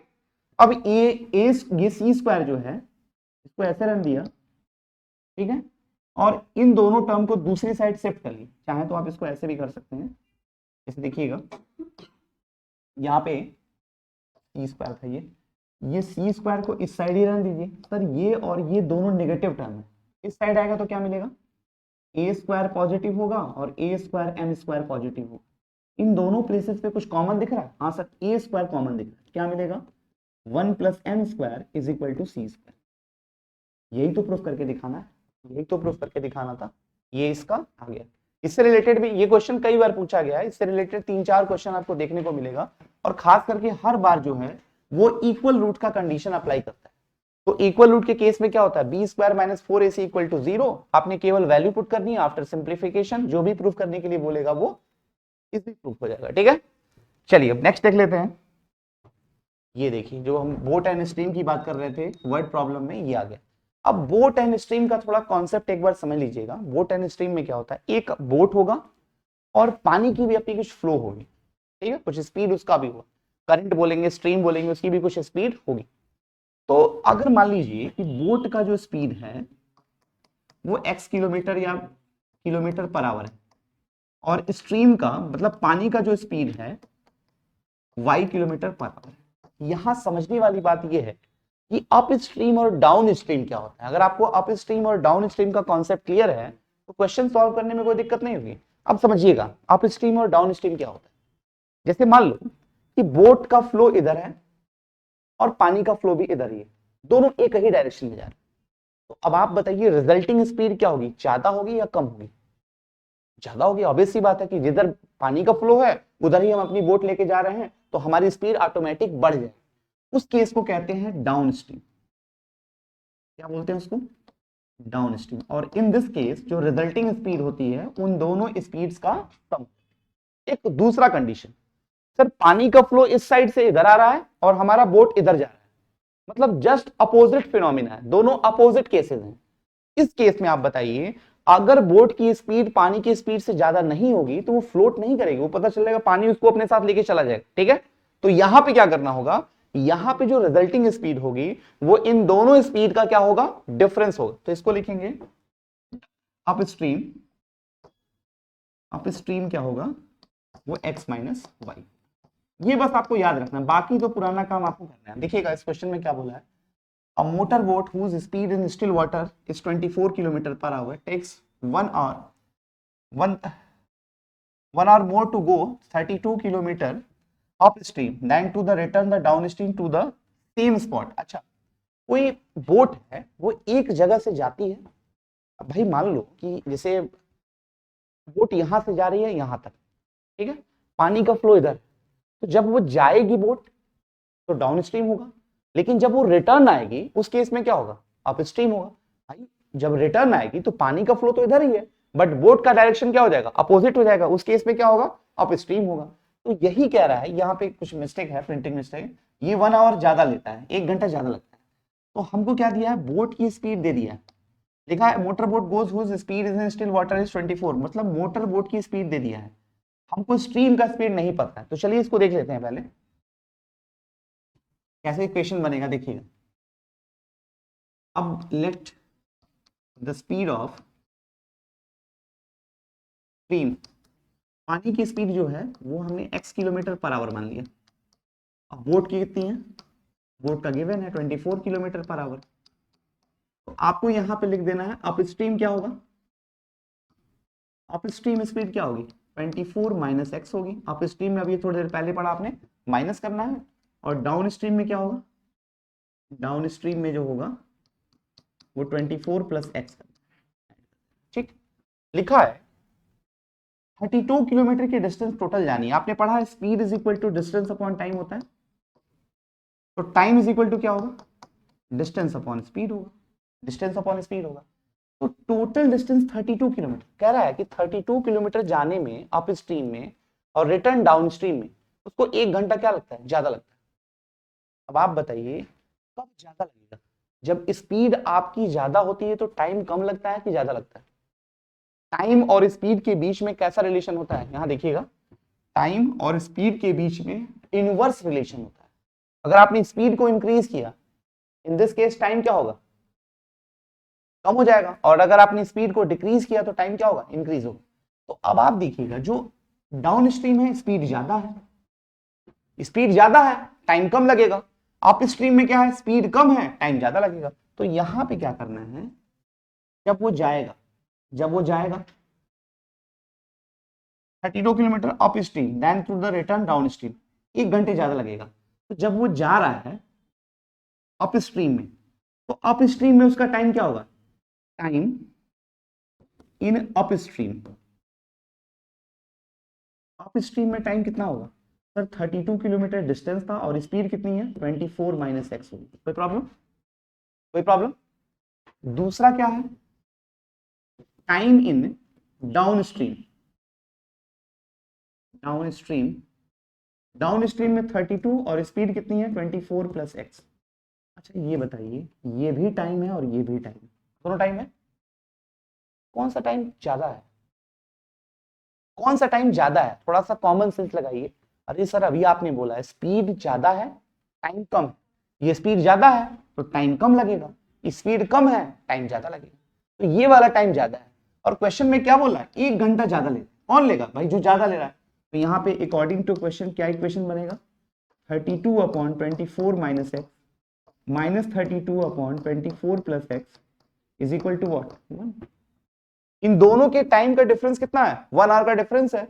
अब इसी को सॉल्व करना है, सॉल्व करके हम क्या करेंगे, इक्वेशन एक्स की वैल्यू लिख देंगे। अगर हमें सॉल्व करना चाहूं तो क्या मिलेगा, नीचे एलसीएम क्या होगा 24 माइनस एक्स, ये ऐसे हो जाएगा, ऊपर मैंने 32 कॉमन ले लिया तो क्या मिलेगा 24 plus x minus 24 plus x is equal to 1 हो जाएगा। कुछ कैंसिल होगा, 24 से 24 कैंसिल, क्या मिलेगा 32 इंटू 2x और नीचे क्या हो गया 576 minus x square is equal to 1, ये इधर चला गया तो ये 32 टू जा 64x is equal to minus x square plus 576, इन सारे टर्म को इधर लेके आइए तो x square plus 64x minus 576 equal to 0। क्या इस इक्वेशन को सॉल्व करके x की वैल्यू नहीं निकाल लेंगे, x क्या बताएगा, x जो है वो स्ट्रीम की स्पीड है, मतलब उस पानी की स्पीड को बताएगा। क्लियर है, चलिए इसको हो गया, फिर आगे देखते हैं। अब नेक्स्ट क्वेश्चन जो है हमारा, अब आ जाते हैं हम लोग एपी में, अरिथमेटिक प्रोग्रेशन। अब जब हम अरिथमेटिक प्रोग्रेशन की बात, देखिएगा ये अरिथमेटिक प्रोग्रेशन तक का जो चैप्टर होगा वो अलजेब्रा यूनिट में आएगा, अलजेब्रा यूनिट में ये पार्ट है। अब एपी की बात किया जाए तो एपी में क्या क्या पूछा जाता है, क्या क्या पूछ सकते हैं, nth टर्म और सम ऑफ n टर्म, यही दो टॉपिक आपके सिलेबस में है, nth टर्म और सम ऑफ n टर्म। जैसे ये क्वेश्चन की बात करें, which term of this AP will be it's first negative term, क्या इस एपी का कौन सा टर्म इसका फर्स्ट नेगेटिव टर्म है, मुझे नहीं पता है कौन सा टर्म है, तो मैंने मान लिया let the nth term will be first negative term, first negative term. अच्छा तो नेगेटिव कोई चीजें होती हैं तो उसको कैसे डिनोट करते हैं, ग्रेटर देन जीरो और less than zero, less than zero. तो हमने क्या कहा nth टर्म है तो tn बराबर लेस देन जीरो। अच्छा nth टर्म का फॉर्मूला आपको पता है ना, क्या फॉर्मूला होता है nth टर्म का, a plus n minus 1 into T less than zero. a की वैल्यू कितनी है, फर्स्ट टर्म क्या है 121 plus n minus 1 into D. अच्छा डी बताइएगा, डी कैसे निकलेगा सर, इन दोनों का डिफरेंस कितना आएगा 117 माइनस 121 माइनस 4 आएगा, तो यहाँ पे माइनस 4 रख लिया, ये लेस देन जीरो हो गया। चलिए मल्टीप्लाई करते हैं, 121 minus 4n plus 4 less than zero, ये 4 इसके साथ ऐड होगा 125 माइनस 4n।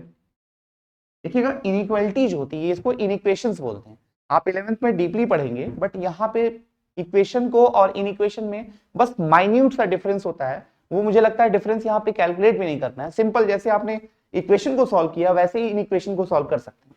ये 4n इधर आएगा तो क्या मिलेगा 125, 4n 4 से डिवाइड होगा 125 डिवाइडेड बाई 4, n की वैल्यू 125/4 से बड़ी है। अब आप थोड़ा इसको सॉल्व करिएगा तो कितना आएगा 4 3 जा 21, 4 1 जा 4, आई थिंक इतना आएगा कुछ अप्रॉक्स। देखिएगा अब यहां से क्या क्लियर हो रहा है, n is greater than 31.25। n क्या होता है भाई, नंबर ऑफ टर्म की बात करते हैं, n क्या होता है नंबर ऑफ टर्म की बात करते हैं, number of term always be a natural number, कैसा होगा नेचुरल नंबर होगा। अब कह रहा है कि कौन सा नंबर जो है वो 31.25 से बड़ा है, 31.25 से बड़ा जस्ट नंबर कौन सा होगा 32 होगा, मतलब 32nd term will be the first negative term. अच्छा ये बताओ, अगर मान लो n की वैल्यू 31 सिर्फ ऐसे देता, तब कौन सा नंबर होगा? तब भी 32 होता, क्योंकि आपको क्या चाहिए, 31 से जस्ट ग्रेटर वैल्यू चाहिए। 31.25 से जस्ट ग्रेटर होल नंबर कौन सा है? 32 है, इसलिए आपका 32 है, ये आंसर हो गया। क्लियर है? चलिए फिर अगला देख लेते हैं, नेक्स्ट क्वेश्चन। ये देखिएगा, रैंडम सिलेक्शन ऑफ एपी। जब आपसे कहा जाता है कि 3 टर्म्स 4 टर्म्स 5 टर्म्स एपी में से लेने हैं, तो अगर 3 टर्म एपी में लेना है तो आपने पढ़ा होगा 3 टर्म्स रैंडमली कौन कौन से होते हैं? ए माइनस डी, ए प्लस डी, ये 3 टर्म आपके एपी में होते हैं। ये पैटर्न आपको याद होना चाहिए, तभी आप कर पाएंगे। 3 टर्म्स रैंडमली एपी में लेना है तो ए माइनस डी, ए प्लस डी। 4 टर्म था ए माइनस 3डी, ए माइनस डी, ए प्लस डी, ए प्लस 3डी, ऐसे करके 5 टर्म भी था। तो इस क्वेश्चन में बोला कि in AP the sum of 3 consecutive terms in AP. अब 3 टर्म्स यही लेना है, तो पहला केस क्या है, उनका सम चाहिए। उनका सम क्या होगा? पहला टर्म प्लस दूसरा टर्म प्लस तीसरा टर्म, इनका सम कितना है? 24 है। ये डी से डी कैंसिल हो गया, क्या मिला? 3a इज इक्वल टू 24, तो a की वैल्यू कितनी आ गई? 8 आ गई। सर मुझे एपी लिखना है, एपी लिखने के लिए रिक्वायरमेंट क्या है? सर ए और डी की वैल्यू पता चल जाए, मैं एपी लिख लूंगा, ए तो पता चल गया। सर दूसरा कंडीशन क्या दिया है, सेकंड कंडीशन क्या दिया है, इसको ध्यान से देखें। And the sum of their square. अब जो 3 टर्म्स है उनके स्क्वायर का सम कितना है? 194 है। अच्छा, सम ऑफ स्क्वायर क्या होगा? पहले टर्म का, सॉरी, ए माइनस डी का स्क्वायर प्लस दूसरे का स्क्वायर प्लस थर्ड का स्क्वायर, और इनका सम कितना है? 190। चलिए वैल्यूज पुट कर लेते हैं। ये क्या होगा? ए माइनस बी का होल स्क्वायर पता है ना, A square plus D square minus 2ad plus A square, इसका क्या होगा? A square plus D square plus 2ad is equal to 194। ये 2ad कैंसिल, कुछ और कैंसिल होगा? नहीं। A square, how many A square? 3a square plus 2d square is equal to 194।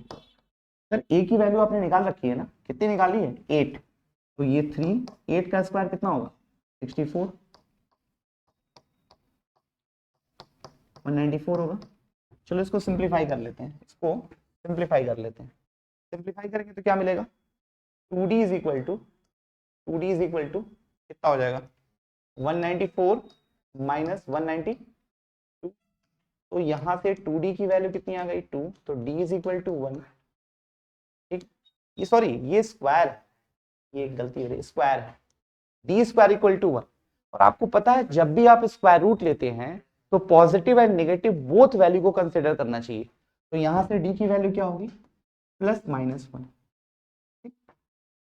याद रहे, इस एपी में कई बार आपको क्लास में बताया भी गया है कि पॉजिटिव और नेगेटिव दोनों वैल्यू को कंसिडर करना है। अगर आपने एक कंसिडर किया तो हो सकता है एग्जामिनर आपके मार्क्स को डिडक्ट कर दे। तो अब आप क्या करोगे? If a is equal to 8 and d is equal to 1 लेते हैं तो कौन कौन से टर्म होंगे? a minus d, 8 minus 1 is equal to 7, a का मतलब 8 एंड a plus d, that means 8 plus 1 9 हो जाएगा। और अगर आपने नेगेटिव लिया तो नेगेटिव लेने के बाद भी यही नंबर आएगा, बट उसका ऑर्डर क्या हो जाएगा? चेंज हो जाएगा। तो नंबर कौन कौन से होंगे? 9 8 7 हो जाएगा। कर लेंगे आप? चलिए फिर नेक्स्ट देखते हैं आप लोग। इसके बाद अगला क्वेश्चन जो है हमारा, ये भी बड़ा इंपॉर्टेंट क्वेश्चन है, इसको हमको सॉल्व करना है x की वैल्यू के लिए। जब आपके पास ऐसे डॉट डॉट हो और यहाँ पे टर्म लिखा हो, अगर मान लो x के साथ टर्म लिखा हो तो ये x क्या बताता? n को डिनोट करता, और अगर उसके साथ टर्म्स नहीं लिखा है तो ये x क्या होता है? लास्ट टर्म होता है। ठीक है, चलिए इसको थोड़ा देख लिया जाए। ये लास्ट टर्म, l की वैल्यू कितनी है? x है, a की वैल्यू कितनी है? 1 है, d की वैल्यू कितनी है? 4 माइनस 1 3। Sn, मान लो n टर्म का सम कितना दिया है? 287 दिया। ठीक, अब हमको x की वैल्यू चाहिए, और Sn का फॉर्मूला आपको पता है, दो फॉर्मूले आपने पढ़े थे, n/2 a प्लस l या n/2 2a plus n minus 1 into D. दोनों फॉर्मूले में एक चीज कॉमन है, without n number of term के बिना आप सम नहीं निकाल सकते। ठीक है, तो अब आप यहाँ पे क्या करिए, सबसे पहले n की वैल्यू निकालिए। अच्छा, आपने फॉर्मूला एक पढ़ा है, क्या फॉर्मूला पढ़ा है? l is equal to a plus n minus 1 into d पढ़ा है कि नहीं? चलिए l की जगह पे x, a की जगह पे 1, n minus 1 into D, D की जगह पे कितना है 3, तो x इज इक्वल टू हो जाएगा 1 प्लस 3n माइनस 3, या x इज इक्वल टू हो जाएगा 3n माइनस 2। इसको वन इक्वेशन नंबर 1 कंसीडर कर लीजिए। हमको x की वैल्यू चाहिए, n की निकल जाए तब भी हो जाएगा। चलिए अब बताइए सम का फॉर्मूला क्या लगेगा। Sn इज इक्वल टू क्या था, अगर लास्ट टर्म दिया हो तो a प्लस एल यूज करते हैं। सर सम कितना दिया है 287, n की वैल्यू नहीं पता है, a 1 और लास्ट टर्म क्या है x, ये हो जाएगा आपका 287 is equal to n by 2, 1 plus x, x की जगह पे क्या रखेंगे 3n माइनस 2, और अगर इसको सिंप्लीफाई किया जाए तो क्या मिलेगा 287 is equal to n by 2, और ब्रैकेट में क्या होगा 3n माइनस 1। ठीक है, ठीक। अब ये 2 इधर आएगा तो हो जाएगा 574 is equal to 3n square minus n, या इसी को और सिंप्लीफाई करेंगे। अब इसको क्या करना है देखिएगा, एक quadratic equation in n prepare हो, इसको सॉल्व करके आप n की वैल्यू निकाल सकते हो। अब जो भी n की वैल्यू आएगी, n आपका आंसर नहीं होगा क्योंकि क्वेश्चन में आपसे x की वैल्यू पूछा है, तो जो भी यहां से n की वैल्यू आएगी उस n की वैल्यू को इक्वेशन नंबर 1 में पुट कर दीजिएगा। आफ्टर पुटिंग दिस वैल्यू आपको क्या मिलेगा, x की वैल्यू मिल जाएगी। क्लियर है। चलिए फिर अगला देख लेते हैं, नेक्स्ट देखते हैं। इसके बाद ये देखिएगा, ऐसे क्वेश्चन जो है वो आपसे पूछा ऐसे जाएगा, एमसीक्यू के फॉर्म में भी कई बार पूछा गया। जैसे देखिएगा कह रहा है कि mth term of an AP is 1 by n और nth टर्म जो है वो 1 बाई m है। mth टर्म की वैल्यू 1 बाई n है और nth टर्म की वैल्यू 1 बाई m है, तो फाइंड क्या करना है फर्स्ट mnth टर्म। जब भी किसी एपी में ना तो फर्स्ट टर्म दिया हो ना तो कॉमन डिफरेंस दिया होता है, इन दैट केस आपको सपोज क्या करना होता है, let us suppose the first term of AP be a and the common difference is d। तो सबसे पहले आप मानेंगे फर्स्ट टर्म a है और कॉमन डिफरेंस क्या है d, तो यहां मान लीजिएगा let the first term of AP be a, let the first term of AP be A and common difference क्या है, ये लिखना पड़ेगा आपको, common difference is equal to D। अब देखिएगा mth टर्म, अच्छा TM, mth टर्म को क्या लिखेंगे आप A plus m minus 1 into D लिखेंगे, और इसकी वैल्यू कितनी है 1 बाई n, और nth टर्म को क्या लिखेंगे A plus n minus 1 into D, और इसकी वैल्यू 1 बाई n। आपसे पूछा क्या है mnth टर्म, अच्छा बताओ mnth टर्म को क्या लिखा जाएगा a plus mn minus 1 into D. देखो ध्यान से, m था तो आपने यहाँ पे m लिखा, n था तो यहाँ पे n लिखा, mn है तो यहाँ पे आपने mn लिखा। हमको जरूरत किसकी है, अगर आप a और d की वैल्यू को निकाल के बता देंगे तो यहाँ पे केवल पुट करेंगे आंसर आ जाएगा। सर मेरे पास इक्वेशन कितना है, सर आपके पास 2 इक्वेशन है, क्या 2 इक्वेशन से 2 अननोन की वैल्यू नहीं निकल जाएगी, निकल जाएगी, दोनों को सब्ट्रैक्ट कर दीजिए। सब्ट्रैक्शन में ये देखिए, सब्ट्रैक्शन ये a से a कैंसिल, यहाँ d कॉमन हो जाएगा, क्या मिलेगा m माइनस 1, ये माइनस का मल्टीप्लाई होगा तो माइनस m प्लस 1, इधर क्या मिलेगा 1 by n minus 1 by m, ये 1 से 1 कैंसिल, d इन ब्रैकेट क्या मिला 1 बाई, और यहाँ से अगर mn कॉमन ले लिया, एलसीएम ले लिया तो m माइनस n, सर ये से cancel, d is equal to what 1 by mn हो गया, d की वैल्यू क्या होगी 1 अपॉन mn हो गया। सर d आ गया, अब इसकी वैल्यू 1 या 2 कहीं पे रख के a निकाल लीजिएगा, जब आप निकालोगे तो a की वैल्यू अगेन 1 बाई mn आएगी, a की वैल्यू भी क्या आएगी 1 बाई mn आएगी। अब इसको ला के यहाँ पे पुट कर दीजिए, आंसर आ जाएगा। कर लेंगे इसके बाद तो हो जाएगा a की वैल्यू और d की वैल्यू को आपको यहाँ पे पुट करना है, उसके बाद आंसर आ जाएगा। चलिए नेक्स्ट देख लेते हैं। देखिए हाँ, इस टाइप में the sum of first 9 term of AP is equal to the 11 term, और यहां पे आपसे वैल्यू पूछेगा, ध्यान दीजिएगा इसका आंसर हमेशा 0 आता है। एमसीक्यू वाले क्वेश्चन में भी ऐसे पूछा गया, आपको सॉल्व करने की जरूरत नहीं है, बट कंडीशन क्या होना चाहिए, इन दोनों का आपस में रिलेशन होना चाहिए। जैसे 9th टर्म की बात कर रहा है, जैसे मान लो मैंने बोला 7 term is equal to sum of 11 term, और 11 टर्म की वैल्यू 7 टर्म के बराबर हो, तो 11 और 7 का सम हमेशा पूछेगा तो क्या होगा 0। अब ध्यान से देखना, 9 प्लस 11 20 ही तो पूछा है, 9 प्लस 11 20 ही तो पूछा है, उस केस में उसकी वैल्यू क्या होगी 0। अब यहाँ पे कैसे स्टार्ट होगा, इसका भी आप स्टार्ट कैसे करेंगे, let the first term of AP be A and the common difference D. तो first 9 term, sum of first 9 term की बात कर रहा है, तो फर्स्ट 9 टर्म का आप कैसे निकालोगे, S9 करके निकालोगे, और यहाँ पे equal to sum of first 11 term. 20th term की वैल्यू पूछा, अच्छा यहाँ पे 20th टर्म की वैल्यू पूछा है, कर पाएंगे इसको? इसमें क्या करना है, S9 की वैल्यू है S11 के बराबर, S20 पूछ रहा है, S20 पूछ रहा है, तो यहाँ पे सॉल्व करके निकालिए। कैसे, अब देखिएगा मैं बता ही दे रहा हूँ। आपने सपोज किया होगा फर्स्ट टर्म एपी का ए है, कॉमन डिफरेंस डी है, तो 9th टर्म का सम क्या होगा, 9/2 2a प्लस 8d, डायरेक्ट लिख रहा हूँ, और यहाँ पे क्या होगा 11 टर्म का 11/2 2a प्लस 10d। ये 2 से 2 कैंसिल हो जाएगा, यहाँ क्या मिलेगा 9 2 जा 18a 9 8 जा 72d इज इक्वल टू 11 2 जा 22a और 110d मिला। अच्छा ये इधर जाएगा तो क्या मिलेगा 4a, ये इधर जाएगा तो क्या मिलेगा, ये 28 और 10 32 मिलेगा, d मिलेगा कि नहीं बोलो भाई। अगर मैं यहाँ से 4 कॉमन ले लूँ तो क्या मिलेगा a plus 8d is equal to what 0, तो a प्लस 8d की वैल्यू क्या हो गई 0 हो गई। अब आपसे 20th टर्म की वैल्यू पूछ रहा है, ठीक है 20th टर्म की वैल्यू पूछ रहा है, S20 की वैल्यू क्या होगी 20/2 और 2a। चलिए बता, एक मिनट अभी चेक कर ले रहा हूँ, रुक जाओ। इसमें क्या करना है 20 टर्म का सम चाहिए हमको, तो S20 की वैल्यू क्या होगी 20/2 2a प्लस 19d मिलेगा, ये 10 से डिवाइड कर दिए तो ये हो जाएगा 10 और ये हो जाएगा आपका 2a प्लस 19d। नहीं इस क्वेश्चन में क्या बोला है, the sum of first 9 term of an AP is equal to the sum of first 11 term, then find the sum of first 20 term का सम पूछा है। तो यहां देखिएगा 9 टर्म का सम क्या है, इक्वल है किसके 11 टर्म के सम से, तो भाई 9 टर्म का सम क्या होगा 9/2 2a plus n-1 into D, तो 9 - 1 8d होगा और यहाँ पे 10d होगा 11 का। अब इसको जब सिंप्लीफाई कर रहे हैं तो 2 से 2 कैंसिल, 9 2 जा 18 9 8 जा 72 11 2 जा 22 11 10 जा 110, ठीक है।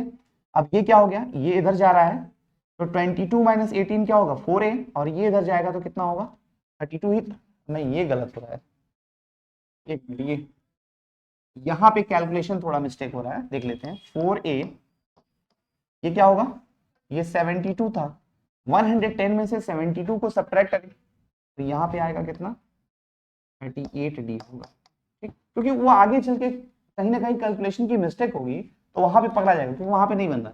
यहाँ से अगर मैं 2 कॉमन ले लूँ तो 2a प्लस 19d की वैल्यू क्या होगी 0, अब ये 0 में चला गया तो क्या लिख सकते हैं 2a प्लस 19d की वैल्यू 0। अब देखो आपसे 20th टर्म की वैल्यू पूछा है, तो यहाँ पे अननोन कौन कौन है, a और d दोनों अननोन, और आपके पास इक्वेशन कितना, सिंगल एक ही इक्वेशन था, क्या एक इक्वेशन से 2 अननोन की वैल्यू निकल पाएगी, नहीं निकल पाएगी, तो क्या निकलेगा रिलेशन निकलेगा। देखिएगा इसका रिलेशन, इसकी वैल्यू डायरेक्ट 0 है, तो आप क्या रखोगे 10 × 0, ये पूरा का पूरा 0। और ऐसे क्वेश्चन एमसीक्यू में पूछे जाएंगे तो आपको आंसर क्या देना है, अगर इन दोनों का सम वाली वैल्यू पूछ रहा है तो हमेशा 0 ही होगा, तो आपको सॉल्व करने की जरूरत नहीं है एमसीक्यू में, डायरेक्ट आपने क्या किया आंसर दे दिया, ठीक है। चलिए नेक्स्ट देख लेते हैं। ये देखिएगा इसी एपी का कह रहा है कि pth qth and rth term, pth qth and rth term of AP A B और सी, तो आपको ये वाली बात प्रूफ करके दिखानी है, ठीक है। ये 2020 के पेपर में शायद पूछा गया था या 2021 वाले में आया था। तो आप फिर यहाँ पे सपोज करोगे, यहाँ पे फर्स्ट टर्म ऑफ एपी ए नहीं सपोज करना क्योंकि ए ऑलरेडी यूज हो चुका, तो एक्स मान लीजिएगा, और दूसरे वाले में क्या मान लीजिएगा कॉमन डिफरेंस को डी मान लीजिएगा। तो अब आप देखिएगा अगर मैं पीएथ टर्म की बात करूं तो पीएथ टर्म को क्या लिखेंगे x plus p - 1 into b, और इसकी वैल्यू क्या है a। क्यूएथ टर्म क्या होगा x plus q - 1 into D, और इसकी वैल्यू क्या है d, और आरएथ टर्म की वैल्यू क्या है x plus r - 1 into D is equal to C. अब ध्यान देना मुझे a के साथ क्या चाहिए q माइनस, तो अगर मुझे यहाँ पे q माइनस r लाना है, मान लो ये इक्वेशन 1 है, ये इक्वेशन 2 है और ये इक्वेशन 3 है, ठीक है। हमको ए के साथ क्या चाहिए, क्यू माइनस आर, बी के साथ क्या चाहिए, आर माइनस पी, और सी के साथ क्या चाहिए, पी माइनस क्यू।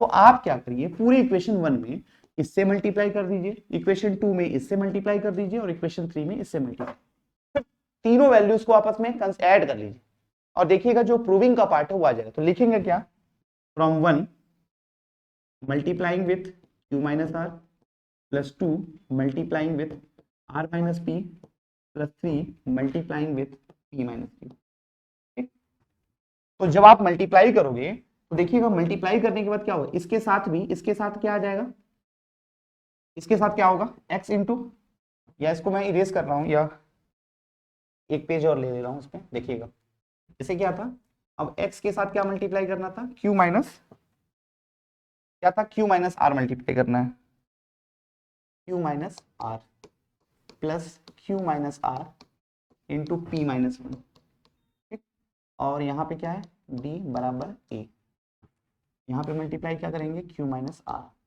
दूसरे वाले में क्या मल्टीप्लाई करना है, r minus p plus r minus P, और यहाँ पे q माइनस 1 है, और यहाँ पे b r माइनस पी, और तीसरा क्या है, तीसरे में आपने p माइनस क्यू मल्टीप्लाई किया, तो यहाँ पे p माइनस क्यू मल्टीप्लाई किया, और यहाँ पे क्या है, r minus 1 into d c q minus, क्या मल्टीप्लाई किया, p माइनस क्यू मल्टीप्लाई किया ना, p माइनस क्यू का मल्टीप्लाई। तो जो आपको प्रूफ करना है, जो आपको प्रूफ करना है, ध्यान से देखिएगा, जब आप तीनों को ऐड करोगे तो प्रूविंग का पार्ट तो ये आ जाएगा, राइट हैंड साइड में देखिएगा, a q minus are plus b r minus p plus c p minus Q आ गया। ध्यान से देखिएगा, क्वेश्चन में आपको एक बार दिखा दे रहा हूं, देखिए ये वैल्यू तो लाना है और इसकी वैल्यू को जीरो दिखाना है। तो जीरो कैसे आएगा, जब आप इस साइड की वैल्यू को सिंप्लीफाई करेंगे तो ये सारी वैल्यू कैंसिल आउट होकर जीरो बन जाएगी। कैसे, देख लीजिएगा, अगर मैं इन तीनों प्लेसेस को कंसिडर करूं तो x कॉमन होगा, देखिएगा क्या मिलेगा, q minus are plus r minus p plus p minus q. ठीक, और यहां देखिएगा तीनों प्लेसेस पे क्या कॉमन है, d कॉमन है, d बाहर निकाल दिया और मल्टीप्लाई करके लिखना है। कैसे लिखना है, दिखा दे रहा हूं, q का इसके बाद साथ मल्टीप्लाई होगा तो p q minus q minus r p plus r होगा, मल्टीप्लाई कर रहा हूं, इसका इसके साथ मल्टीप्लाई, तो q r minus r minus p q plus p, इसका इसके साथ multiply, p r minus p minus q r plus q. ठीक, देखिएगा कुछ कैंसिल होगा, ये पहला ब्रैकेट, क्यू से क्यू कैंसिल, पी से पी, आर से आर, इधर देखिएगा plus p q minus p q minus q plus p minus r r, ये सब कैंसिल हो गया। तो ये कुल मिला के क्या मिला, जीरो, और उधर क्या मिल गया, ये पूरी प्रूफ हो गई। ये अगर पूछेगा तो लॉन्ग क्वेश्चन में ये पूछा जा सकता है। क्लियर है, चलिए इसको नोट कर लीजिए, फिर अगला देखते हैं। नेक्स्ट, अब आते हैं लास्ट जो अपना चैप्टर होगा आज का, जो वीडियो का पार्ट है उसमें कोऑर्डिनेट ज्योमेट्री की बात करते हैं। कोऑर्डिनेट ज्योमेट्री भी एक ऐसा ब्रांच है जिसमें 6 मार्क्स के क्वेश्चन आपसे पूछे जाएंगे, 6 नंबर के क्वेश्चन यहाँ से पूछे जाते हैं। तो पढ़ने के लिए सर 2 ही टॉपिक है, ये एक है डिस्टेंस फॉर्मूला और एक है सेक्शन फॉर्मूला। तो आप खुद ही गेस कर सकते हैं, सर 2 ही से तो टॉपिक है, 2 ही टॉपिक से 6 मार्क्स के क्वेश्चन आएंगे, तो यहाँ से हम इजिली गेस करके 6 के 6 नंबर अच्छे से निकाल सकते हैं। सेक्शन फॉर्मूला और डिस्टेंस फॉर्मूला, ये वाला क्वेश्चन देख लीजिएगा, कह रहा कि ये कोई वर्टिसेस के कोऑर्डिनेट है पैरेललोग्राम की, तो आपको पता करना है ए और बी की वैल्यू। जैसे देखिएगा, ये कोई अगर पैरेललोग्राम है, मान लीजिए ए बी सी डी, ये इसके डायगोनल्स हैं, ए बी सी डी के कोऑर्डिनेट्स गिवन है। ए का कोऑर्डिनेट कितना है 3,1, बी का कोऑर्डिनेट कितना है 5,1, सी का कोऑर्डिनेट क्या है a, b, एंड डी का कोऑर्डिनेट क्या है 4,3। अब आपसे पूछा है ए बी के कोऑर्डिनेट्स को बताइए। अब आपको पैरेललोग्राम की प्रॉपर्टी पता होनी चाहिए। क्या पता है property, sir in a parallelogram जो डायगोनल्स होते हैं वो इक्वली बाइसेक्ट करते हैं। मतलब अगर ये इंटरसेक्टिंग पॉइंट O है तो O is the meet point of AC and BD both, दोनों डायगोनल्स के क्या है मीट पॉइंट है। अच्छा भाई मीट पॉइंट है, मीट पॉइंट का आपको फॉर्मूला पता है, अगर 2 पॉइंट है x1 y1 और x2 y2, उसका मीट पॉइंट जो होता है वो वैल्यू कैसे निकालते हैं x1 प्लस x2 अपॉन 2, और y की वैल्यू कैसे निकालते हैं y1 प्लस y2 अपॉन 2 निकालते हैं। अब इसी की हेल्प से बताइएगा इसका कोऑर्डिनेट क्या होगा। 4 + 5 9/2 होगा, और 3 + 1 4/2 कितना होगा 2। हमने O का कोऑर्डिनेट निकाल दिया, ऐसे लिखेंगे O is the mid point of BD। ठीक, again O is also a midpoint of AC का भी तो मिड पॉइंट होगा। तो अगर मैं AC का मिड पॉइंट निकालूं तो क्या निकलेगा, A + 3/2, और क्या निकलेगा B + 1/2। अच्छा बताओ, इसी पॉइंट का कोऑर्डिनेट आपने ये भी निकाल दिया, A + 3/2 और B + 1/2। क्या एक ही पॉइंट के कोऑर्डिनेट अलग अलग हो सकते हैं क्या? नहीं। तो इन दोनों को आपस में क्या करना होगा, इक्वल इवेल्युएट करना होगा। तो क्या लिखेंगे देन, A + 3/2 = 9/2। ये से कैंसिल, क्या मिलेगा, A = 6, A की वैल्यू आ गई। और दूसरा क्या करेंगे, B + 1/2 = what 2। तो B की वैल्यू, B + 1 की वैल्यू क्या होगी 4 होगी, तो B की वैल्यू, आपने B का कोऑर्डिनेट भी निकाला। क्लियर है बात, कोई डाउट इसमें? चलिए फिर अगला देख लेते हैं। ये अच्छा क्वेश्चन था, ये पूछा जा सकता है आपसे। सिंपल इसमें आपका ट्रिक यूज हो रहा है कि जो पैरेललोग्राम के होते हैं डायगोनल्स, वो इक्वली बाइसेक्ट करते हैं कहां पे, ये ओ पे। चलिए नेक्स्ट देख लेते हैं। अब ये इक्विडिस्टेंस से क्वेश्चन आ गया। इक्विडिस्टेंस मतलब बराबर दूरी पे। कह रहा है कि ये वाला पॉइंट इन दोनों से इक्विडिस्टेंस है। जैसे मान लीजिए कि हमने ऐसे बना दिया एक डायग्राम, डायग्राम कंपल्सरी नहीं होता, ये P है, इसका कोऑर्डिनेट है x, y, और ये मान लीजिए A पॉइंट है जिसका कोऑर्डिनेट क्या है A + B, B - C, और ये B पॉइंट है जिसका कोऑर्डिनेट क्या है A - B, A +, ठीक है। अब इक्विडिस्टेंस की बात कर रहा है, इक्विडिस्टेंस क्या बात कर रहा है, तो इसका मतलब PA और PB की दूरी बराबर, PA और PB की दूरी क्या होगी, बराबर होगी। आपने डिस्टेंस फॉर्मूला पढ़ा होगा, डिस्टेंस फॉर्मूले से इन दोनों के बीच की दूरी बराबर होगी। तो भाई डिस्टेंस फॉर्मूले में हमेशा रूट यूज होता है, तो रूट में क्या होगा x - A + B का whole square plus y - B - 1 का होल स्क्वायर, लिख सकते हैं, ठीक है। ये स्क्वायर बाहर है, बराबर PB के केस में क्या होगा x - A - B का होल स्क्वायर, और प्लस क्या होगा y - A + B का होल स्क्वायर। अब दोनों साइड क्या करेंगे, SBS करेंगे, स्क्वायरिंग बोथ साइड, रूट हट जाएगा, तो क्या मिलेगा आपको x - A + B का होल स्क्वायर, और यहाँ क्या मिलेगा y - B - A का होल स्क्वायर, और इधर क्या मिलेगा x - A -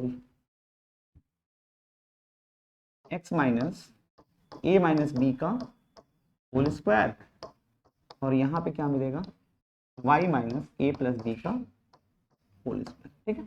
अब इसको आप चाहे तो सिंप्लीफाई करेंगे, जब जब A + B के और A - B के फॉर्मूले से ब्रेक करेंगे, तो ब्रेक करने के बाद जो भी आपका प्रूविंग का पार्ट बोल रहा है वो उतना आ जाए, बहुत सारे टर्म क्या होंगे इसमें कैंसिल आउट हो जाएंगे, और आफ्टर दैट आपको रिजल्ट क्या मिलेगा, यही bx = ay मिलेगा। तो इसको अब आप सिंप्लीफाई कर सकते हैं, इतना कोई बहुत बड़ा टास्क नहीं है। आपको बस समझना ये है कि इक्विडिस्टेंस का मतलब क्या हुआ, उनके बीच के डिस्टेंस बराबर होते हैं। और ये इससे परेशान मत होइए कि सर वो प्रूविंग का क्वेश्चन है या सॉल्व करना है, आपको सॉल्व करने के लिए बोले या प्रूविंग के लिए बोले, परेशान नहीं होना है, आप अपना वर्क करते जाइए। लास्ट जो फाइनल स्टेप होगा वो प्रूविंग होगा या जो सोल्यूशन है, सोल्यूशन की बात करें, ठीक है। चलिए भाई एक अगला क्वेश्चन देख लेते हैं। इसमें लिखा है the coordinates of the point A and B are this and this respectively, find the coordinates of P such that, ये दिया है, मतलब ये सेक्शन फॉर्मूले का पार्ट आ गया है। सेक्शन फॉर्मूले का जो पार्ट है कैसे करते हैं उसको देख लेते हैं पहले। यहां पे देखिएगा, अगर मैं डायग्राम एक बना दूं, ये भी कोई लाइन है, यहां ज्यादातर बच्चे इस वाले केस में गलती करते हैं। सेक्शन फॉर्मूला सबको पता है, बट यहां गलती क्या होती है, देखिएगा ये ए का कोऑर्डिनेट कितना दिया है -2, -2, और बी का कोऑर्डिनेट क्या दिया है, मान लीजिए 2, -4। इसका इंटरसेक्शन किसी पॉइंट पी पे हो रहा है, इस पी के कोऑर्डिनेट को मान लिया x, y, इसी का वैल्यू निकालना है। अब जो रेशियो दिया है वो AP = 3/7 AB दिया है, तो हम AP बाई AB क्या लिख सकते हैं, 3/7 लिख सकते हैं।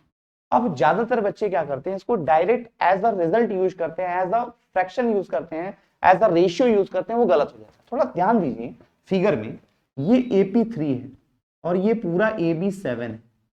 हम रेशियो किसका लेते हैं, दिस पार्ट और दिस पार्ट का रेशियो लेते हैं ना। तो अगर ये टोटल 7 है और ये 3 है तो ये कितना हो जाएगा, तो रेशियो कितना होगा, 3:7 नहीं होगा, 3:4 होगा।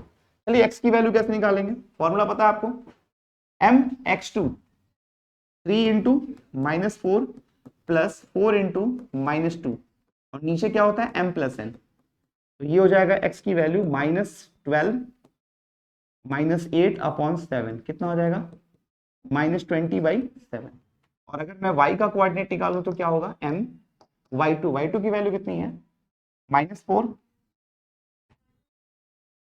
नहीं ये तो वैल्यू हमने y का निकाल दिया, ये एक्चुअल में इसको चेंज कर लीजिएगा, ये y की वैल्यू निकल गई। ध्यान से देखिएगा, m y2 की वैल्यू हमने लिख दी है, y2 4 है ना, और x की वैल्यू ये x1 है। अब x का निकाल लीजिए, कोई बात नहीं, x का निकाल लीजिए। तो x के लिए क्या होगा, m y x1 x2 कितना है 2 है, प्लस x1 कितना है -2/3 प्लस 4 होगा। तो ये हो जाएगा 6 -8/7, तो ये हो जाएगा -2/7। ये x का हो गया और ये y का। तो कोऑर्डिनेट क्या हो जाएगा, e का कोऑर्डिनेट क्या होगा, -2,7 एंड -20,7, ये इसका कोऑर्डिनेट। आप गलती से ये मत कर दीजिएगा कि 3:7 है, रेशियो कितना है 3:4 है।